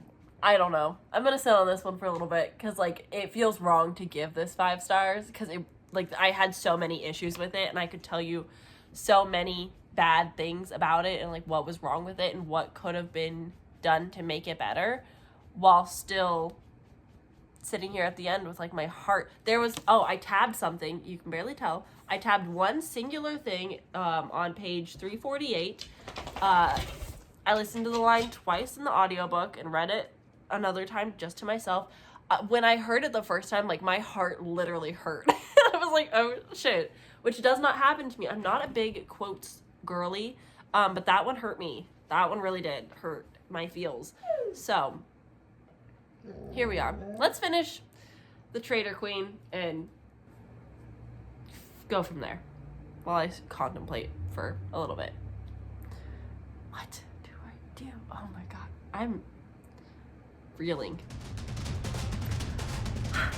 Well, it is later. I still have not done my hair, as you can clearly tell. So ignore that. Well, we're going to end this video. We're going to count my most recent 4.5 as good enough because I'm upset. So I finished the Traitor Queen while I was just doing some like book admin type things. And, you know, thought it'd be fun to listen to the last hour just to have my heart ripped out of me. So basically, they're hot and cold, like, so much, and then it kind of just resolves, everything comes to an end, but we don't really get a lot of closure after that. Like, the events that have been happening happen and take place, and it's like, we're good now. And then finally, like, at the very end of the book, they're like, okay, we're together, we're happy, things are working, like, everything is wrapped up in a nice neat bow. End of book. Where's my epilogue? Where is my continuation of these characters being happy together? Like, so much just ended, and you're gonna tell me that that was it? We're done? We're never gonna see them again? Huh? I was so upset. I literally texted Eliza so fast. I started the 3rd book in the Bridge Kingdom, which is the inadequate heir, which, you know, I was like, strange title. I was assuming like there would be some kind of like time jump and they were gonna have babies or something, and I was gonna be like, whatever, but it is what it is. We'll still see them a whole bunch. But no, we are following different characters. Why are we following different characters? I loved Laura. I loved Aaron. It's not Aaron, it's Aaron, but it's Aren and not Orin, like I kept thinking because I was picturing it spelled with an O. I'm really stressed about this. I'm really upset. So I guess the next 2 books, which is The Inadequate Heir and something else, those 2 are following Laura's brother and Zara, who is like the Empress's niece or something, and they've got a little bit of a love story, so I guess we're following them now. But I was not mentally prepared for the shift in characters mid-series. Nobody told me this, so I was very upset. I'm still upset. I'm still upset. Like, why? Anyway. Apparently she's not planning to revisit these two characters, which is totally fine. Like, I think it ended at a good spot. There just wasn't a lot of closure with them, which I would have liked. I would have liked a little bit more of them in, like, the after. Just, like, a singular epilogue, and I probably would have been fine. But no, I don't get that. It's fine. Anywho, I think these books are getting new covers again, because when I went on Amazon to add them onto my wish list, they're all coming out at different times in the fall and winter later this year with new covers that we haven't seen yet. And I was like, what's going on? So that's that. Thanks for watching. I'm upset. I'm going to continue with the series because I do like this world. I thought that the world building was exquisite in The Traitor Queen. I thought the ending was beautiful. I just needed an epilogue. That was it. Like, anywho, it was a 4.5.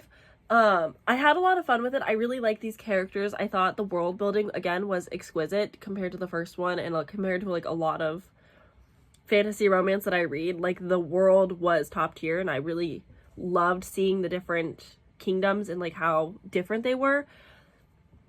I really enjoyed it. But it just didn't quite have that 5-star feel until I realized that it ended, and then I was like, wait, excuse me, and so that's when my brain started to short circuit, and now I'm gonna call it as close enough to my 5-star, even though it wasn't like a true perfect 5-star. It was pretty dang close. Honestly, if more had happened in the book and the ending wasn't so rushed and quick, and there was like a bit more to the ending, a little bit more closure, I probably would have given it 5 stars. But it's just like, how do you just end it? How do you just do that?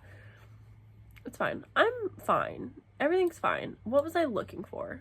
Oh, but as we're here with an update, that's 1, 2, 3, 4, 5. I have had 5 4.5s. Why have none of them given me that 5-star feel? I texted Austin last night. I was like, I'm broken. Nothing is a 5-star for me. I'm like, I'm breaking. Like, what's wrong with me? He's like, it's not you, it's the books. I'm like, thank you, sweetie. Anywho, I'm glad that this video has come to an end because this has genuinely been going on for so freaking long. But thank you for watching. Thank you for hanging out with me. I hope that you've enjoyed this video, no matter how long it was. If you stuck around to the very end, put the broken heart emoji for the fact that I still don't have a proper 5-star, and the fact that we're never gonna see Laura and Aaron again.